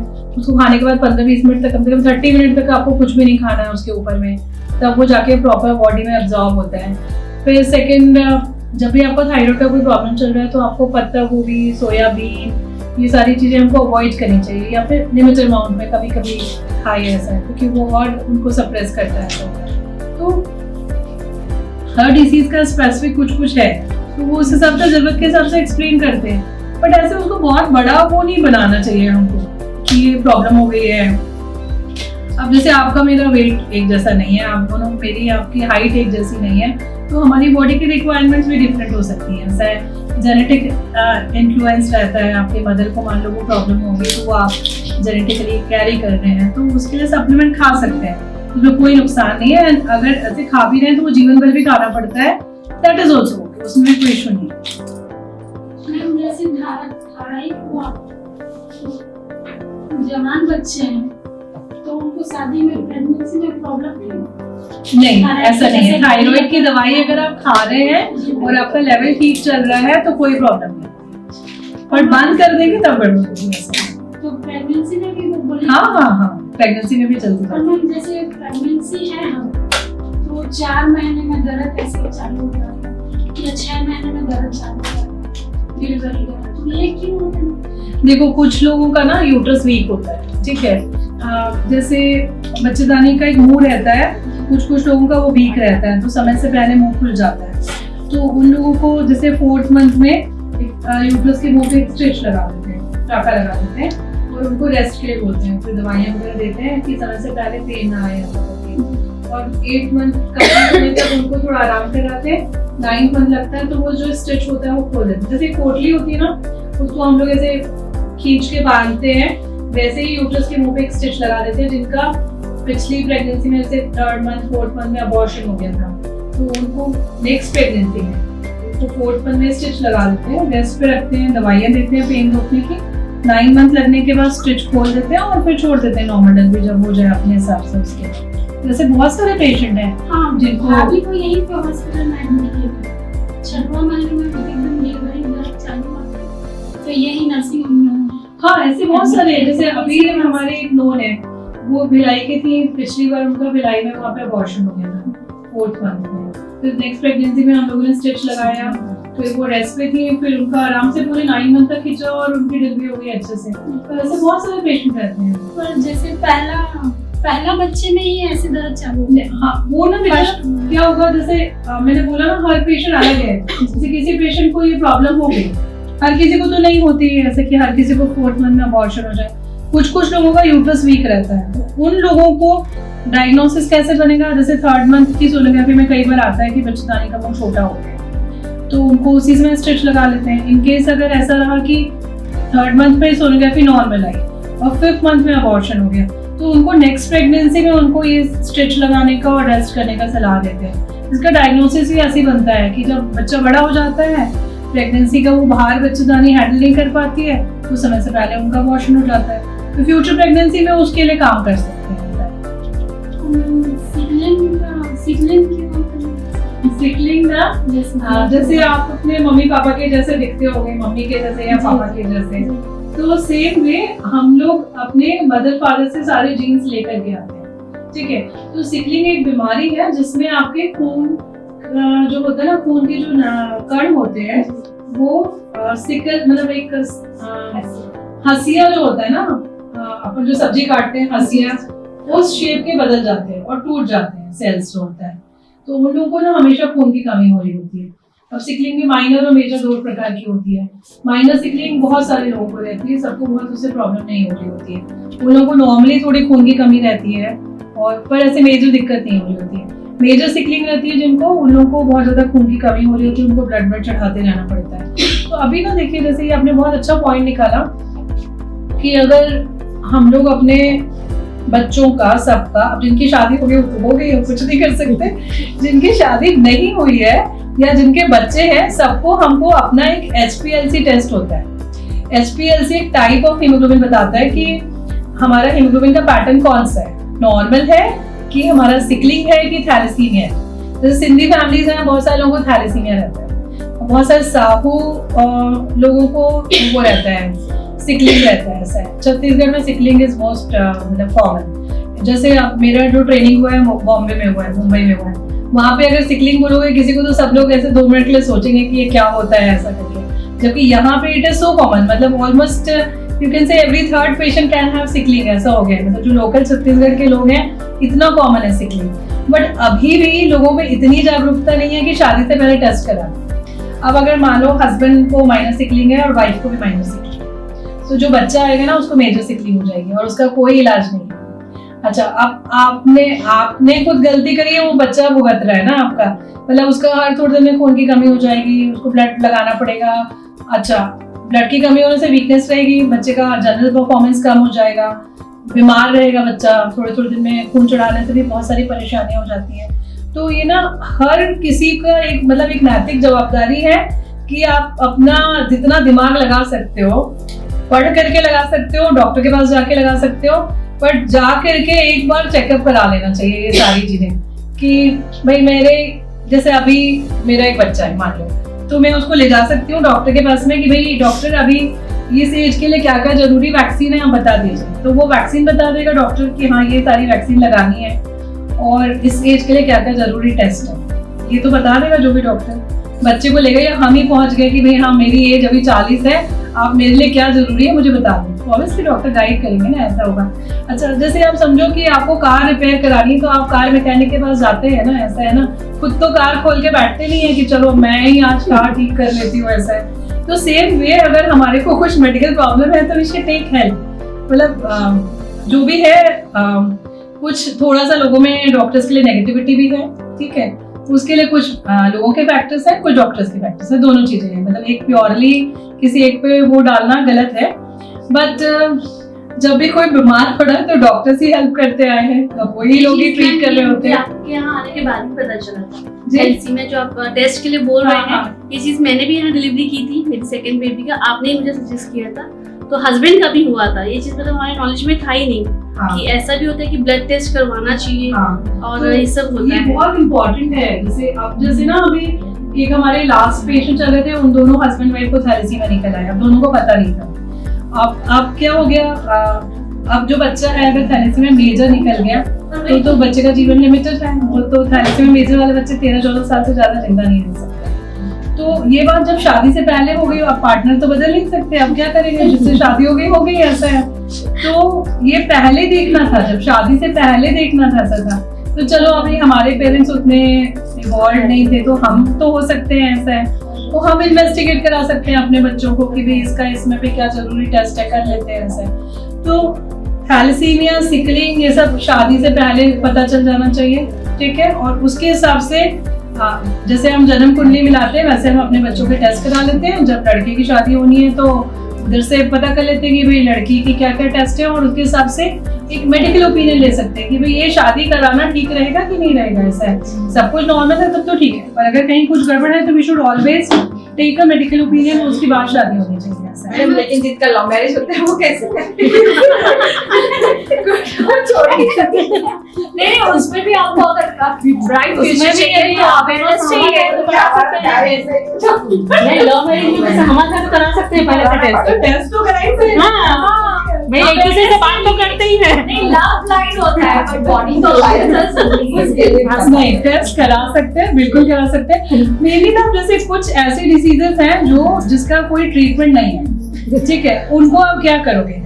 अब थैलेसीमिया मेजर हो गया बच्चे को आपके, तो आपका तो जीवन गया ही। मतलब आप हर 15 दिन में बच्चे को ब्लड ट्रांसफ्यूजन करवाते, और पैसे कितने लगेंगे, मेडिकल ट्रॉमा कितना होगा, बच्चे के लिए कितनी परेशानी वाली बात हो जाएगी, और वो बच्चा 13-14 साल से ज्यादा नहीं रहेगा, ठीक है। तो हम क्या इससे मतलब बच्चा हमेशा के लिए चाह रहे होते हैं ना, वैसे थोड़ी चाह रहे होते थोड़े समय के लिए। तो ये जो टेस्ट है ये सब पहले जरूरी है, शादी से पहले जरूरी है, ऐसा है। तो आइडियली बिफोर मैरिज आपको डॉक्टर से मिलना है। सेकंड, अगर आपका भी मिस हो गया तो आपको जब आप प्रेगनेंसी प्लान कर रहे हैं उसके बाद आप उसके पहले चले जाना है, उसके बाद आपको प्रेगनेंसी प्लान करना चाहिए, कुछ बेसिक टेस्ट करा करके। अब जैसे अभी मेरे पास एक पेशेंट आई थी कल, शी इज 40 ईयर ओल्ड, उनकी लेट मैरिज हुई, 40 साल में शादी हुई, वो अभी प्रेग्नेंट हो गई, 3 महीने हुए, 2 महीने की प्रेगनेंसी लेकर के आई है। उनका थायराइड था कुछ अभी 50+ कुछ था थायराइड। अब इतना हाई थायराइड में उन्होंने कंसीव किया है, तो बच्चा जो है मेंटली वो मंद बुद्धि निकलेगा, ये क्लियर है। हम बता देते हैं कि आपका बच्चा मंद बुद्धि आ सकता है। अब आपकी मर्जी है, कंटिन्यू करना चाहते हैं तो कंटिन्यू कर लीजिए। अब कितनी बड़ी गलती करी उसने कि 40 साल में शादी कर रहे हो, तो एक बार डॉक्टर से मिल सकते थे आप पहले। कितना सरल था, एक टैबलेट चालू हो जाती थी और वो जो प्रेगनेंसी है वो अच्छी हो सकती थी। अब वो अबॉर्शन कराना पड़ेगा, ऑब्वियसली कोई भी नहीं चाहता कि हम एबनॉर्मल चाइल्ड कैरी करें, ऐसा है। And I was feeling so sorry for her कि इतनी एज में उसने कंसीव कर लिया, ये कितनी अच्छी बात है। और शादी के बाद प्रेगनेंसी हो गई इतनी जल्दी, ये कितनी खुशी की बात है। जस्ट बिकॉज वो डॉक्टर से नहीं मिले थे, पहले डिस्कस नहीं कर रहे थे, उतनी बड़ी परेशानी में फंस गए। अब अबॉर्शन 40 के बाद उसको बच्चा होगा नहीं होगा अगली बार कुछ भरोसा थोड़ी है, ऐसा है। अब इतना हाई थायराइड में कंटिन्यू करेंगे तो उसमें भी परेशानी है, और पूरे 9 महीने बहुत स्ट्रेसफुल जाएंगे। सच में बेबी हेल्दी निकलेगा नहीं निकलेगा। अब हम ऑलरेडी लो थायराइड लेवल में बच्चा आपके अंदर 2 महीने से तो रहा हुआ है, अब आप दवाई खाओगे उसका कितना इफेक्ट आएगा बोल नहीं सकते, ऐसा है। अब वो इतने अपसेट थी वो कि मैं शायद आपके पास 3 महीने पहले आ गई होती थी शादी से पहले। ये सब चीजें बहुत इंपॉर्टेंट है, ऐसा है। और सबसे ना मुझे लगता है कि वैक्सीन्स बहुत इंपॉर्टेंट है। जैसे अभी ना हमने सबने कोविड के समय पे रियलाइज किया कि वैक्सीन कितना जरूरी है। मतलब जिन्होंने भी अपने कोई ना कोई लूज किया, जिन्होंने अपने फैमिली मेम्बर को, वो इस बात का दर्द समझ सकते हैं कि शायद ये बीमारी रुक जाती या काश इनको वैक्सीन लग गया होता। ऑलमोस्ट सब किसी ने कोई ना कोई अपना क्लोज मेंबर किसी ना किसी ने मतलब दे हैव लॉस्ट, ऐसा है हर घर में कोई ना कोई गया है बेसिकली। तो जिनको भी वैक्सीन लग के कोविड हुआ था उनको सबको माइल्ड फॉर्म में हुआ था, और जिनको बिना वैक्सीन लगे डिसीज हुई थी बहुत सारे लोग बहुत सीरियस हो गए थे, बहुत समय तक हॉस्पिटलाइज थे, लेकिन कुछ लोग बच गए कुछ लोग नहीं रहे। तो वैक्सीन का एक पॉजिटिव इफेक्ट सबको समझना है। अच्छा अभी क्या है, जैसे हमको लगता है वैक्सीन तो सिर्फ बच्चों को लगता है, बड़ों को नहीं लगता है, वो बात अलग, वो गलत है। बेसिकली वैक्सीन हर एज ग्रुप के लिए है। हमारा फोकस है बच्चों पे ही है कि बच्चों को वैक्सीन लगना चाहिए, बड़े लोगों को तो वैक्सीन होता नहीं है, ऐसा नहीं है। बहुत सारे वैक्सीन है, जैसे फ्लू का वैक्सीन है, हम लोग हर साल सर्दी खांसी से परेशान होते हैं। एवरेज हर आदमी को 3 या 4 बार सर्दी खांसी साल भर में होती है, और वो 3 या 4 बार मतलब ठीक ठाक होती है, और आपका काम ये वो सब इफेक्ट होता है, और आप अकेले नहीं बीमार होते, जो आपके घर में 4-5 लोग होते हैं वो भी होते हैं। मतलब एक को हुआ कहीं से भी जो लेकर के आया, बाकी 4-5 लोग भी बीमार होते हैं। तो अब आप अकेले नहीं हो, मतलब वैक्सीन अगर आप बचते हो तो बाकी लोग भी आपसे बचते हैं, ऐसा है। तो हर साल हमको फ्लू का वैक्सीन लगाना चाहिए। हर साल मई के महीने में फ्लू का एक नया वो आता है, इन्फ्लुएंजा वैक्सीन का।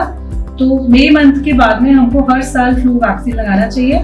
फ्लू लगाएंगे उसके बाद आपको सर्दी खांसी होनी कम हो जाएगी, होगी भी तो बहुत माइल्ड फॉर्म में होकर ठीक हो जाएगी, बहुत दवाई नहीं खाना पड़ेगा। और ये सबको लगना चाहिए, मतलब जैसे 1 ईयर का बच्चा है वहां से स्टार्ट होकर के 100 ईयर्स तक के लोगों को लगना चाहिए, ऐसा है। तो आप घर में सब लोग लगा रहे हैं तो कोई बीमार नहीं पड़ेगा, ऐसा है, ठीक है। अच्छा बहुत सारे लोगों को निमोनिया होता है, बहुत सारे लोगों को पता होगा कि निमोनिया से बीमार हो गए थे, फिर नहीं रहे, या बहुत बीमार पड़ गए, या लंग खराब हो गया। सिंपल एक फ्लू वैक्सीन हर साल लगाएंगे तो आप बहुत तक उससे बच सकते हैं। फीमेल्स के लिए इम्पोर्टेंट है कि हमको सर्वाइकल कैंसर का वैक्सीन होता है, वो हमको लगवा लेना चाहिए। सर्वाइकल कैंसर का वैक्सीन जिनके भी बच्चे हैं 11 साल के हो गई है उनकी बेटी, उनको सर्वाइकल कैंसर का वैक्सीन लग जाना चाहिए। तो 11 साल पे आपने स्टार्ट किया, पहला लगवा लिया 0, फिर 1 और 6 मंथ, ऐसे 3 डोज लगते हैं। जिनकी भी बेटियां हैं या आपके जो भी नोन ग्रुप में आते हैं, फ्रेंड्स हैं, रिलेटिव्स हैं, स्टाफ है, सबको एक सर्वाइकल कैंसर से बचने के लिए मैं भी बता रही थी ना, हमको पैप स्मीयर करना है, और सबसे कॉमन कैंसर है जो हमारी डेथ के लिए रिस्पॉन्सिबल है, सिर्फ एक वैक्सीन से हम बच सकते हैं उससे। और वो भी कब लगाना है, जब बच्चा छोटा है, जब शादी नहीं हुई है तब लगाना है। बेसिकली जब भी किसी का फिजिकल कॉन्टैक्ट होता है तो एक वायरस से एक्सपोजर होता है, ठीक है। वो वायरस आपके शरीर में, आपकी स्ट्रेंथ अच्छी है तो ठीक है, नहीं तो वो वायरस धीरे धीरे बढ़ जाता है और लंबे समय में कैंसर में डेवलप कर सकता है। तो ये जो वायरस है इसको हम रोक सकते हैं वैक्सीन लेकर के। तो एक बहुत बड़ा कैंसर है जो मोस्ट कॉमन कैंसर है अपने कंट्री में, उसे भी एक वैक्सीन लगा करके रुक सकता है। तो जब आपका बच्चा छोटा है, 11 साल का है, तब से वैक्सीन लगा सकते हो। बेटियों थोड़ी बड़ी हो गई, शादी नहीं हुई है तो उसके पहले लगवा लेंगे तो बेस्ट है। अगर शादी भी हो गई है तो भी लगवा सकते हैं, बट उसका जो बेस्ट प्रोटेक्शन होता है बिफोर इंटरकोर्स होता है, ऐसा है। तो अब जैसे देखिए आपकी एज में ना अभी बच्चे बहुत स्मार्ट हो गए, कब उनका क्या किसके साथ एक्सपोजर हो रहा है आपको पता नहीं है। अब it is very common 14-15 years पे भी बच्चे बहुत बाहर जा रहे हैं और कुछ भी किसी भी प्रकार से वो एक्सपोज हो रहे हैं। तो उसके पहले आपको, अब ऐसे हमें लगे कि हमारा बच्चा तो 14 साल का ही है, अभी क्या जरूरत है, शादी से पहले लगवा लेंगे। आपको बता करके थोड़ी बच्चे का जो है कांटेक्ट होने वाला है। बच्चे तो ये सब चीजें छुपा रहे होते हैं ना, ऐसा है। ऐसे ही एक्सपोजर हो रहा होता है, जैसे ये बहुत कॉमन है, हम सबको पता है, हम उस बात को एक्सेप्ट नहीं करते हैं। तो आप 11 ईयर्स पे बच्चे को वैक्सीनेट करवा लीजिए, तो एक बहुत बड़ी बीमारी से बच्चा बच जाएगा ऐसा होगा। फिर जितने लोगों की शादी हो रही है उसके पहले रूबेला का वैक्सीन लगवा लेना चाहिए। रूबेला एक ऐसा बीमारी है जिससे बच्चा मंदबुद्धि हो सकता है। तो वो जैसे आपकी बहुएं आ रही हैं, आप बहू को आते साल ही वैक्सीन लगवा सकते हैं। बेटियां हैं उनको शादी से पहले वैक्सीन लगा सकते हैं। शादी के पहले नहीं तो जब सब प्रेगनेंसी प्लान कर रहे हैं उसके पहले तो जाकर के डॉक्टर से कंसल्ट कर सकते हैं कि हम प्रेगनेंसी प्लान कर रहे हैं 2 महीने में, 4 महीने में, तो उसके पहले क्या प्रायर टेस्ट जरूरी है, क्या वैक्सीन जरूरी है, तो वैक्सीन लगा सकते हैं। फिर जो इतने भी आप लोग बड़ी उम्र के लोग हैं, आप लोगों के जैसे एज बढ़ने से इम्यूनिटी डाउन होती है, तो फ्लू वैक्सीन जरूरी है, न्यूमोकोकल वैक्सीन आपको DH के लिए जरूरी है। न्यूमोकोकल वैक्सीन आपको मतलब एक जैसे लग गया तो बहुत लंबे दिन तक 10 इयर्स तक के लिए प्रोटेक्शन देता है इससे। एक न्यूमोकोकल वैक्सीन 65 प्लस में तो 100% लगाना ही लगाना है, पर उसके पहले भी लगा सकते हैं। तो वैक्सीन तो हर जगह फायदा करता है, बेसिकली आपकी इम्यूनिटी बढ़ती है। तो वैक्सीन तो मुझे लगता है जितने अवेलेबल होते हैं सब लगवाने चाहिए, बच्चों को भी बड़ों को भी। ऐसा है कोविड ऑब्वियसली बहुत सारे लोगों ने नहीं लगाया, तो सबको कोविड तो लगा ही लेना चाहिए। ऐसा है मैम ये फ्लू वैक्सीन के लिए तो एक ही बार लगाना पड़ता है, साल में लगा, साल में एक बार लगाना। हर साल मई में उसका नया डोज आ जाता है। मई में लगाना। हाँ, तो मई में मतलब जैसे मई में अपने आता है डोज, तो जून में लगाना है। हाँ हाँ बिल्कुल बिल्कुल। आपको इनफैक्ट अगर आप इनोसिनोफिलिया हो रहा है तो आपको और ज्यादा फायदा करेगा। बेसिकली ये सारे जो चेस्ट इन्फेक्शंस होते हैं ना, वो सारे प्रिवेंट हो सकते हैं अगर आप वैक्सीन लगा लेते हैं, ये फ्लू वैक्सीन लगा लेते हैं। और न्यूमोकोकल भी आप लगा सकते हैं, क्योंकि ये सब चेस्ट इन्फेक्शन प्रिवेंट करेगा ऐसा। और मैम मेरी मम्मी जो है उनको बहुत पहले से हाइपरटेंशन की प्रॉब्लम थी, तो वो काफ़ी टाइम से वो टैबलेट्स ले रही, दोनों टाइम लेती हैं। लेकिन उनको मेनोपॉज के बाद मैंने उन पे बहुत सारी चेंजेस देखी, जैसे उनके स्किन वो काफ़ी फेयर थी, वो एकदम डल हो गई है, मतलब ब्लैक हो गई, स्किन जली जैसी दिखती है। और क्या वो कैल्शियम भी ले रही हैं, बहुत ज़्यादा चिड़चिड़ी हो गई, इरिटेटेड होती है, हर चीज़ से इरिटेट होते हैं। तो मतलब उनको क्या मतलब मुझे टेस्ट वगैरह उनके लिए एक जनरल बेटा वही होल बॉडी चेकअप होता है जनरल जैसा, सारे टेस्ट हुए, sugar, thyroid, liver function test, kidney function test ये कराते हैं। जैसे आप बोल रहे हैं ना स्किन कलर डार्क हो गया है, तो ये और दूसरे फैक्टर्स भी होते हैं। किडनी फंक्शन टेस्ट डिरेंज होने से, लिवर फंक्शन डिरेंज होने से भी होता है, थायराइड की वजह से भी होता है ऐसा, क्योंकि जनरल हेल्थ चेकअप उनका पूरा लगेगा। और जैसे मेनोपॉज हो गया तो ऑब्वियसली वो इरिटेबिलिटी वगैरह बहुत कॉमन है मेनोपॉज के टाइम पे, तो वो भी हम जैसे कुछ ईस्ट्रोजन या नेचुरल ईस्ट्रोजन वाले ड्रग्स होते हैं वो और कैल्शियम देते हैं, तो उससे काफ़ी इम्प्रूवमेंट होता है ऐसा होता है। और उसके अलावा भी ना जैसे घर के लोगों का भी बिहेवियर उनके लिए सिंपैथेटिक होना चाहिए। जैसे हम कई बार लगता है ना कि अजीब सा रिएक्ट कर रहे हैं, फिर हम सपोर्ट करना बंद कर देते हैं। मतलब अगर कोई अजीब सा रिएक्ट कर रहा है तो उसको ज़्यादा सपोर्ट की जरूरत है। हमारा सबका एटीट्यूड ऐसा होना चाहिए कि समथिंग रॉन्ग विथ हर, तो वी शुड हेल्प हर, कि उसको कुछ ज़्यादा प्रॉब्लम हो रही है तो ट्राई टू आइडेंटिफाई कि किस वजह से परेशान हो रही है और उसको हम किस तरीके से हेल्प कर सकते हैं। और बिहेवियर थेरेपी है। सबसे तो ये है कि एक्सरसाइज, प्राणायाम, सनलाइट, ये सब चीज़ें बहुत हेल्प करती हैं।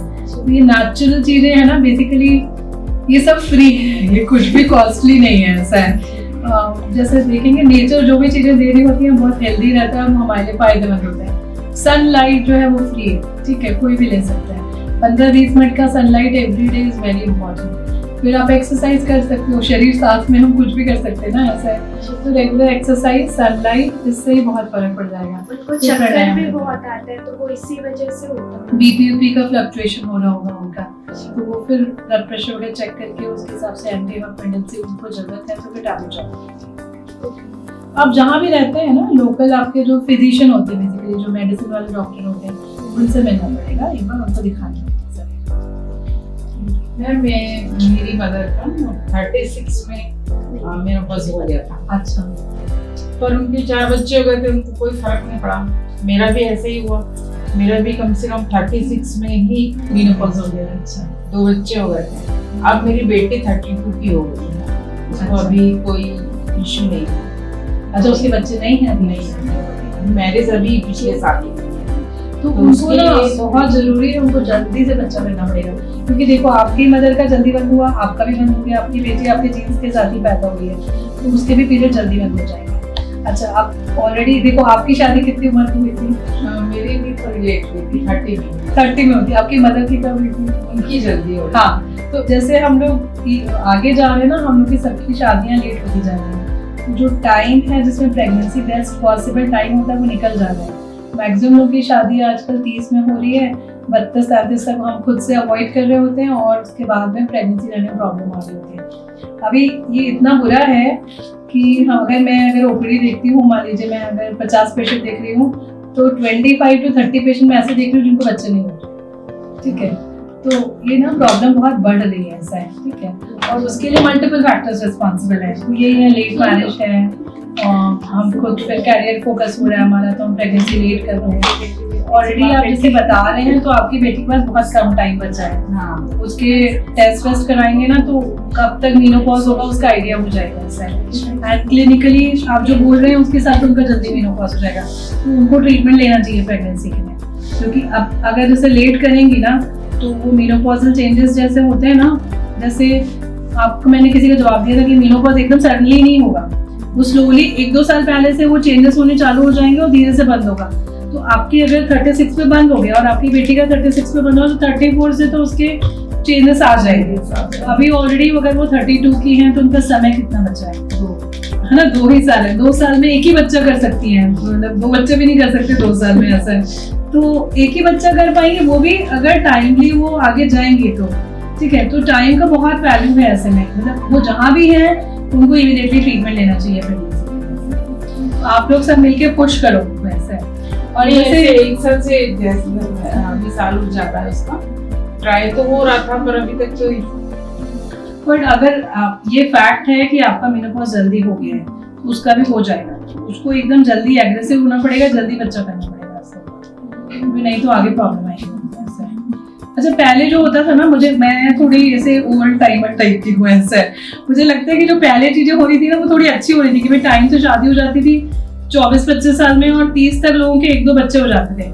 वो जो है नेचर के साथ में, ऐसा है, वैसे ही होना भी चाहिए, ऐसा है। सही है, वो उम्र सही था। हाँ, वो सही है, ऐसा है। हमारा भी 23 नहीं हुआ था, शादी हो गई थी। नहीं, 24-25 तक शादी हो जानी चाहिए, 30 तक 2 बच्चे हो जाने चाहिए, ठीक है। उसके बाद का टाइम फिर ना बहुत प्रिडिक्टेबल नहीं है, ऐसा है, ठीक है। तो जैसे अब लेट शादी हो रही है, फिर बच्चे नहीं हो रहे हैं, फिर बहुत परेशानियां हो रही है लोगों को, ऐसा है। तो अब ना ऐसे एक जो इवोल्यूशन जो सिस्टम होता है ना, हम वापस गोल घूम करके आएंगे उसमें हम लोग, क्योंकि अब हम समझ रहे हैं कि प्रॉब्लम हो रही है, ऐसा है। तो अब लोग जल्दी, मैं अपने बच्चों की जल्दी शादी अभी कोविड ने भी बहुत कुछ सिखा दिया लोगों को। हाँ, तो अब ना जैसे अब वापस अब जैसे थोड़े वाइज होते जाएंगे ना, हम समझते जाएंगे कि लेट करने से प्रॉब्लम आ रही है। मेडिकल साइंस की भी एक लिमिट है। अगर हम टेस्ट टू बेबी भी करते हैं तो हर किसी को थोड़ी टेस्ट टू बेबी से बच्चा हो जाता है कि चलो जादू तो है नहीं, उसके भी फेलियर होते हैं। तो जो नेचुरल सिस्टम है वो बेस्ट है। तो बेस्ट सिस्टम आपका 30 के पहले है। तो आप एटलीस्ट, मतलब बहुत जल्दी नहीं तो एटलीस्ट 30 के पहले एक बच्चा कर लेना चाहिए। 30 के बाद आप भले 32, 33 पे सेकंड चाइल्ड करो, but before 35 one should have 2 kids. ये इंपॉर्टेंट है, ऐसा है, ठीक है। और मतलब जैसे 35 के बाद प्रॉब्लम बढ़ती जाएगी, ऐसा होगा, मतलब दिस इज अ फैक्ट। नहीं, मेरा सेम ऐसे हुआ। 35 में सेकंड इशू हुआ, फर्स्ट 30 में हो गया 1 साल के अंदर। 5 ईयर में गैप था, दूसरा बेटा हुआ, और उसके 1 भी साल नहीं लगा तो मेरा खत्म होने चालू हो गया। फिर अब हो गया ऐसे, मतलब वो तो लकीली आपके हो गया। अगर नहीं हुआ होता तो फिर आपको परेशानी आती ना। तो अब आपको अपनी बेटी को पुश करना पड़ेगा जल्दी बच्चा करने के लिए, ठीक है। वो इम्पोर्टेंट है, हर चीज का एक टाइम है, उस टाइम पे वो चीज हो जानी चाहिए। मैम जैसे अभी किसी को जैसे कोविड हुआ है, मेरे बच्चों को ही हुआ था, तो अभी जैसे प्रेगनेंसी में वैसे कुछ तकलीफ, ऐसा कुछ प्रॉब्लम नहीं था, क्योंकि कोई डॉक्टर बोले कि नहीं प्रेगनेंसी में अभी थोड़ा रुकना पड़ेगा या नहीं प्रॉब्लम ऐसा नहीं होता है। अगर कोई मेडिकल प्रॉब्लम नहीं है, बाकी चीजें ठीक चल रही है तो कर सकते हैं नहीं, आपको इसी डॉक्टर साल नहीं वो तो 25 साल की है। मैम इस नॉलेज की भी बहुत कमी है, आपसे मिलते तो पता चला है, अदरवाइज इस चीज की डॉक्टर्स में भी कमी है। मतलब doctors are not spreading proper knowledge to society. Actually, I'm doing that same. Actually मैं आपसे मैम 2004 में मिली थी, तब भी आपने एक अवेयरनेस मयूरा में हुआ था, तो बहुत अच्छा आपने स्प्रेड किया था नॉलेज। एंड आज की जो मीटिंग हुई है या जो टॉक शो हुआ है, लिटरली वेरी वेल, बहुत सी चीजें जो हमें नहीं मालूम है। और ऐसा नहीं है कि यूट्यूब या इंटरनेट कौन नहीं आप पे जो यूज करता है वहां पे मिलेगा, परंतु भी डोंट। एक्चुअली है जैसे बहुत सारा जब हम पढ़ते हैं तो ग्रास्प उतना नहीं कर पाते हैं। तो मैंने किसका फॉल्ट हुआ? किसका फॉल्ट हुआ? ये तो जैसे मैंने भी जो डिलीवरी की आपके पास आई, तो आपने मुझे थैलेसीमिया के बारे में बताया, मैंने मेरे हस्बैंड ने टेस्ट करवाया। देन मेरा 30 के बाद था, तो एक और टेस्ट आपने करवाया था जो बेबी के ब्रेन के लिए होता है कि मुझे याद नहीं है। तो वो चीज़ भी हमको यहाँ आके पता चली। ये तो हम यहाँ आए तो हमको पता चली, अगर हम कहीं और जाते तो इसमें किसका फॉल्ट है? देखो जैसे अगर जैसे हम जैसे कुछ भी करते हैं ना, तो उसमें कितने लोग एजुकेटेड हैं, उसको कितना पॉजिटिवली लेते हैं। अब जैसे देखो मैंने ना शुरू से मेरा बहुत ये था, मेरा नहीं मेरे हस्बैंड का बहुत ज्यादा था कि हमको कुछ सर्विस भी करना चाहिए या सोसाइटी को we should give back also. तो हम लोगों ने ना एक यहाँ पे एक चैरिटेबल ओपीडी चालू किया है ये विजेता कॉम्प्लेक्स के पीछे, ठीक है। अब मतलब जैसे देखो मैं ना वहाँ पे एक सामुदायिक भवन है, उसको हम लोगों ने पेंट कराया, ठीक है। फिर हमने अपना कुछ एक अलमारी रखवाई, टेबल चेयर रखवाई। मेरा एक डॉक्टर वहाँ जाता है, हम लोग 10 रुपए ले रहे हैं वहाँ पे और दवाइयाँ भी दे रहे हैं। मतलब एक डॉक्टर जा रहा है मेरे यहाँ से, दवाई भी दे रहा है, देख भी रहा है। 10 रुपए आप लोग समझते हो, 10 रुपए में कुछ आता है आजकल, उसमें हम दवाई भी दे रहे हैं। मतलब दवाई तो अपने पॉकेट से जा रहा है, 10 रुपए का कोई वैल्यू नहीं है वहाँ पे। अब जैसे हम उनको लोगों को हम कुछ बताते भी है ना, तो बहुत कम चीजें फॉलो होती है। अच्छा, अब गए हम वहाँ पे स्लम में इसलिए गए कि उनको सबसे ज्यादा जरूरत है ना। बेसिकली आप लोग सब लोग वेल ऑफ हो, मतलब आप कहीं ना कहीं तो चले ही जाओगे ना, परेशानी होगी, आपके पास पैसे हैं, आप उसको हैंडल कर सकते हो। स्लम में लोग हैं, उनके पैसे नहीं है, उन लोग उसको हैंडल नहीं कर सकते। तो अगर हम कुछ कर सकते हैं तो उस लेवल पे करके दें तो वो फायदेमंद होगा ऐसा करके।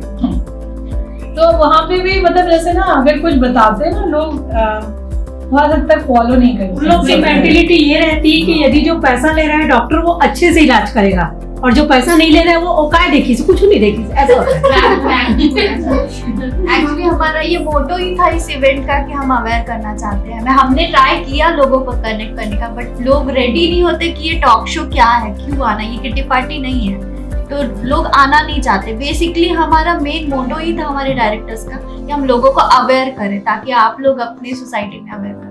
और आप लोग बेसिकली आप लोग लीडर्स हो ना, ऐसा है। तो आप जैसे अब आप हो सकता है, मैंने तो सिर्फ आप 20 लोगों को बताया, आप लोग 200 लोगों को बता सकते हो, तो वो और बढ़ता जाएगा ना। बेसिकली पास ऑन होता है नॉलेज, तो ऐसा है। तो कहीं ना कहीं आप लोग एक बीड़ा उठाइए कि हम लोगों को और लोगों को एडवोकेट करेंगे। मैंने शुरुआत किया लेकिन लोग नहीं मानते, जाने दे यार ये फालतू बोलती है। ये होता है सोसाइटी में बोलने का या अपने समाज में बोलने का, ये चीज मैं परख चुकी हूँ। इसलिए कैसा ना अभी काफी लोगों के सामने एक निकल आए जिन्होंने अपना प्रॉब्लम शेयर कर लिया कि मेरे को ऐसे हस्बैंड को किडनी प्रॉब्लम हो गया करके। अब कहीं आप जैसे मान लो 50 लोगों के बीच में बात कर रहे हो, तो कोई ना कोई तो एक निकलेगा, उसको परेशानी हुई होगी और वो इस बात को समझ जाएगा, ऐसा होगा। और उसके साथ शायद 2-4 लोग और भी आ जाएं। तो जब भी ना जैसे कोई क्लास में टीचर पढ़ा रही है, तो जैसे अगर 50 बच्चे हैं तो उसमें से हो सकता है 10 बच्चे इधर उधर कुछ कर रहे हैं, हो सकता है 10 बच्चे थोड़ा समझ रहे हैं, हो सकता है 10 बच्चे बहुत फोकस्ड है, ऐसा है। तो एक्चुअली ग्रास्पिंग तो हमारी खुद की है ना कि हम कितना ध्यान दे रहे हैं और उस पर कितना काम कर रहे हैं घर जाकर के, ऐसा। तो आप जो भी मतलब जैसे आप लोगों ने समझा वो तभी प्रोडक्टिव होगा जब आप उसको पास ऑन करेंगे, ऐसे करेंगे। क्योंकि हम भूल जाएंगे, अगर हम बताएंगे नहीं किसी को तो हम खुद भी भूल जाएंगे, ऐसा होगा। तो नॉलेज जो है बेस्ट वो शेयर होता है, सबसे बेस्ट है। फ्लू डोज का तो आपका बहुत अच्छा है। फ्लू आप कहीं भी लगवा सकते हैं, कहीं भी लगा सकते हैं सर। मतलब जैसे सबसे बेस्ट है बच्चे वाले डॉक्टर, उन लोग वैक्सीन अच्छे से हैंडल कर रहे होते हैं। फिर गायनेकोलॉजिस्ट है, जैसे अब हम लोग प्रेगनेंसी में सबको फ्लू वैक्सीन देते हैं, तो वो फ्लू वैक्सीन से मतलब अगर जैसे प्रेगनेंसी में सर्दी खांसी होती है तो बड़ा डिफिकल्ट हो जाता है। तो बहुत सारा ऐसे प्रेशर भी आता है खांसने से, बहुत सारे लोगों का प्रीटर्म डिलीवरी हो जाता है, ये सब हो जाता है। तो अच्छा प्रेगनेंसी बहुत दवाइयाँ भी नहीं दे सकते, अपनी लिमिटेशन होती है। तो फ्लू वैक्सीन लगने से सर्दी खांसी से बहुत ज्यादा बचाव हो जाता है। तो एटलीस्ट वो 9 मंथ जब पेशेंट प्रेग्नेंट है वो तो बच जाएंगे उसके, ऐसा होगा। तो कैंसर वाले वो पीरियड्स के स्टार्ट होने के बाद ही देना है बच्चों को? नहीं, ऐसा कुछ नहीं है।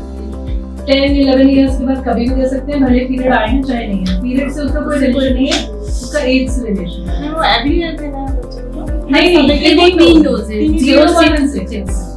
मैम यूरिन में इन्फेक्शन होना है, फिर बार-बार यूरिन में इन्फेक्शन होना, बार यूरिन में इन्फेक्शन होना। देखो इसमें ना जैसे मैं बाहर जैसे ठंड में गई तो मुझे तुरंत सर्दी हो गई, आप गए आपको नहीं हुई, तो आपकी मेरी बॉडी अलग अलग है, ठीक है। जैसे किसी को फ्रीक्वेंटली अगर यूरिन इन्फेक्शन हो रहा है तो वो आपका बॉडी का वो एरिया थोड़ा वीक, ठीक है, मतलब इम्यूनिटी आपकी कम है, तो इसमें आपको क्या करना है, इन्फेक्शन का एक ही सोर्स है, वेजाइना के थ्रू इन्फेक्शन जाता है, ठीक है। नॉर्मली आपको जैसे पानी बहुत सारा पीना है, जिससे ज़्यादा यूरिन आएगा, यूरिन इकट्ठा ही नहीं होगा, ज़्यादा पानी पियेंगे तो फ्लश आउट हो जाएगा बॉडी पे। जैसे आप कहीं कोई चीज़ रख देते हैं, पानी भर के बाल्टी में भर के रख दीजिए थोड़े दिन तक, तो खराब हो जाएगा ना, उसमें कुछ ना कुछ गंदगी आ जाएगी। तो जैसे आप पानी ज़्यादा पीते हैं, यूरिन रुकेगा ही नहीं, शरीर में निकलता जाएगा बार बार, तो रुकेगा नहीं तो इन्फेक्शन भी नहीं आएगा, तो ज़्यादा पानी पीना है, ठीक है। फिर जनरल आपको हाइजीन का ध्यान रखना है, नीचे की जगह आपको क्लीन करते रहना है।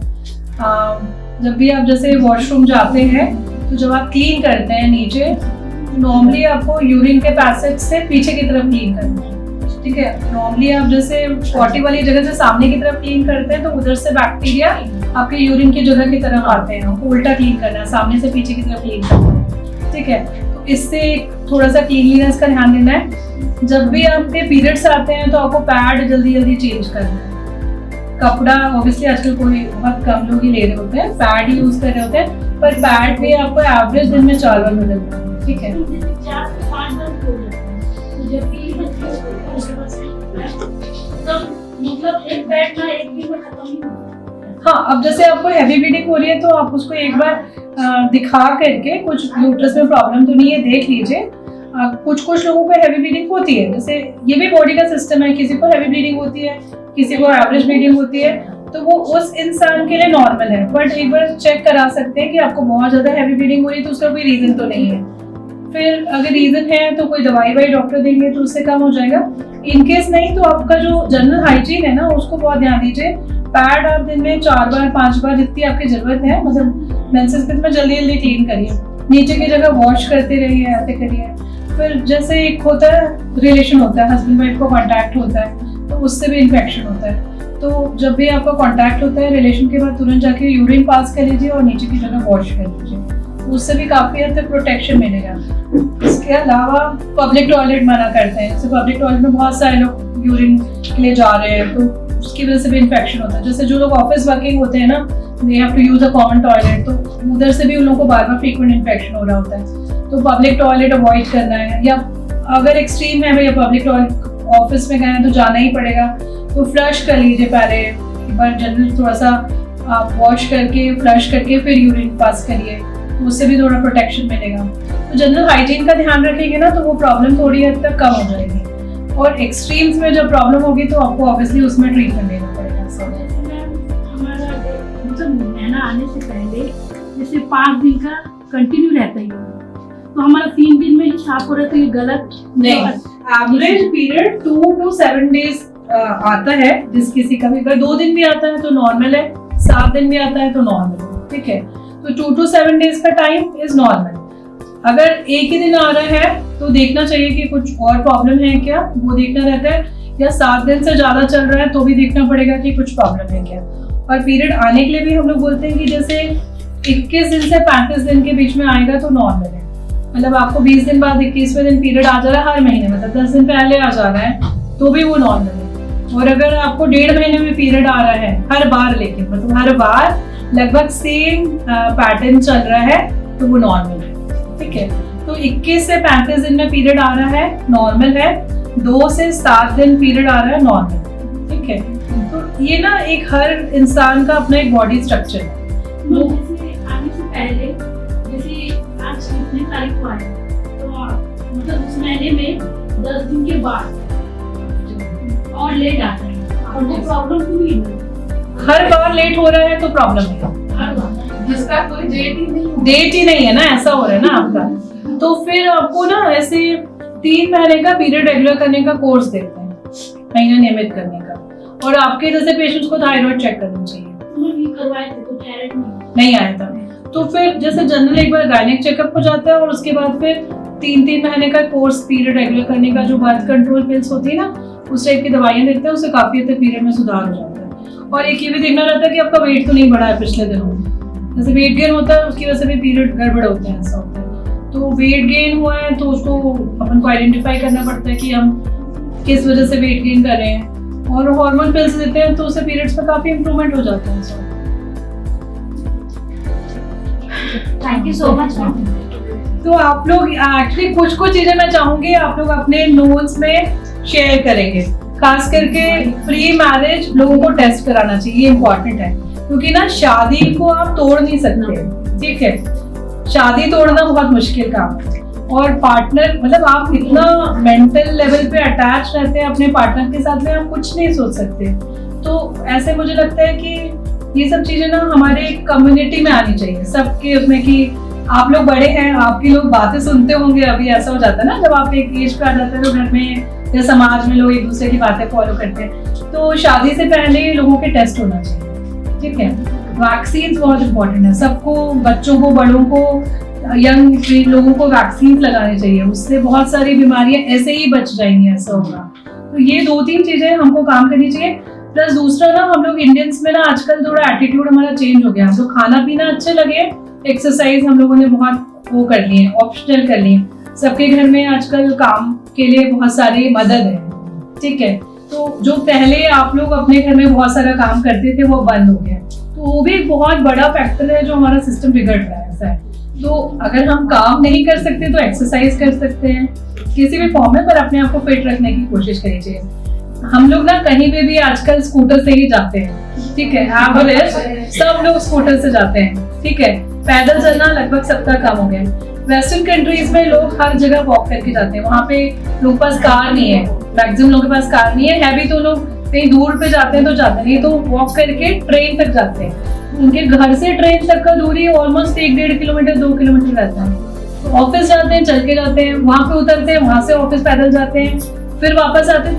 On an average western countries में लोग 6 से 8 किलोमीटर पैदल चलते हैं हर रोज, और हम लोग कुछ भी नहीं कर रहे हैं ऐसा है। तो हमारी बाकी वैल्यू सिस्टम अच्छा है, लेकिन इधर पे हम लोग सब गड़बड़ कर रहे हैं, इसलिए हमारी डिसीजेस बढ़ रही है, ऐसा है। इस पे सबको काम करना चाहिए, सबको एक दूसरे को मोटिवेट करना चाहिए एक्सरसाइज के लिए।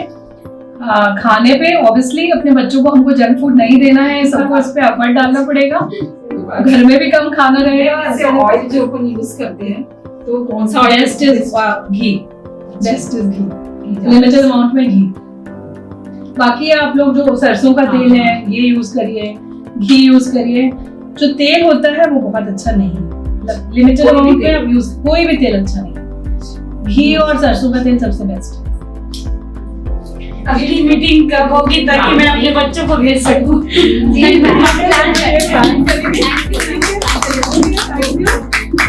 मैम आपको हेल्प कर देंगे, कुछ भी क्वेरीज रहेंगी तो शेयर कीजिए, ठीक है।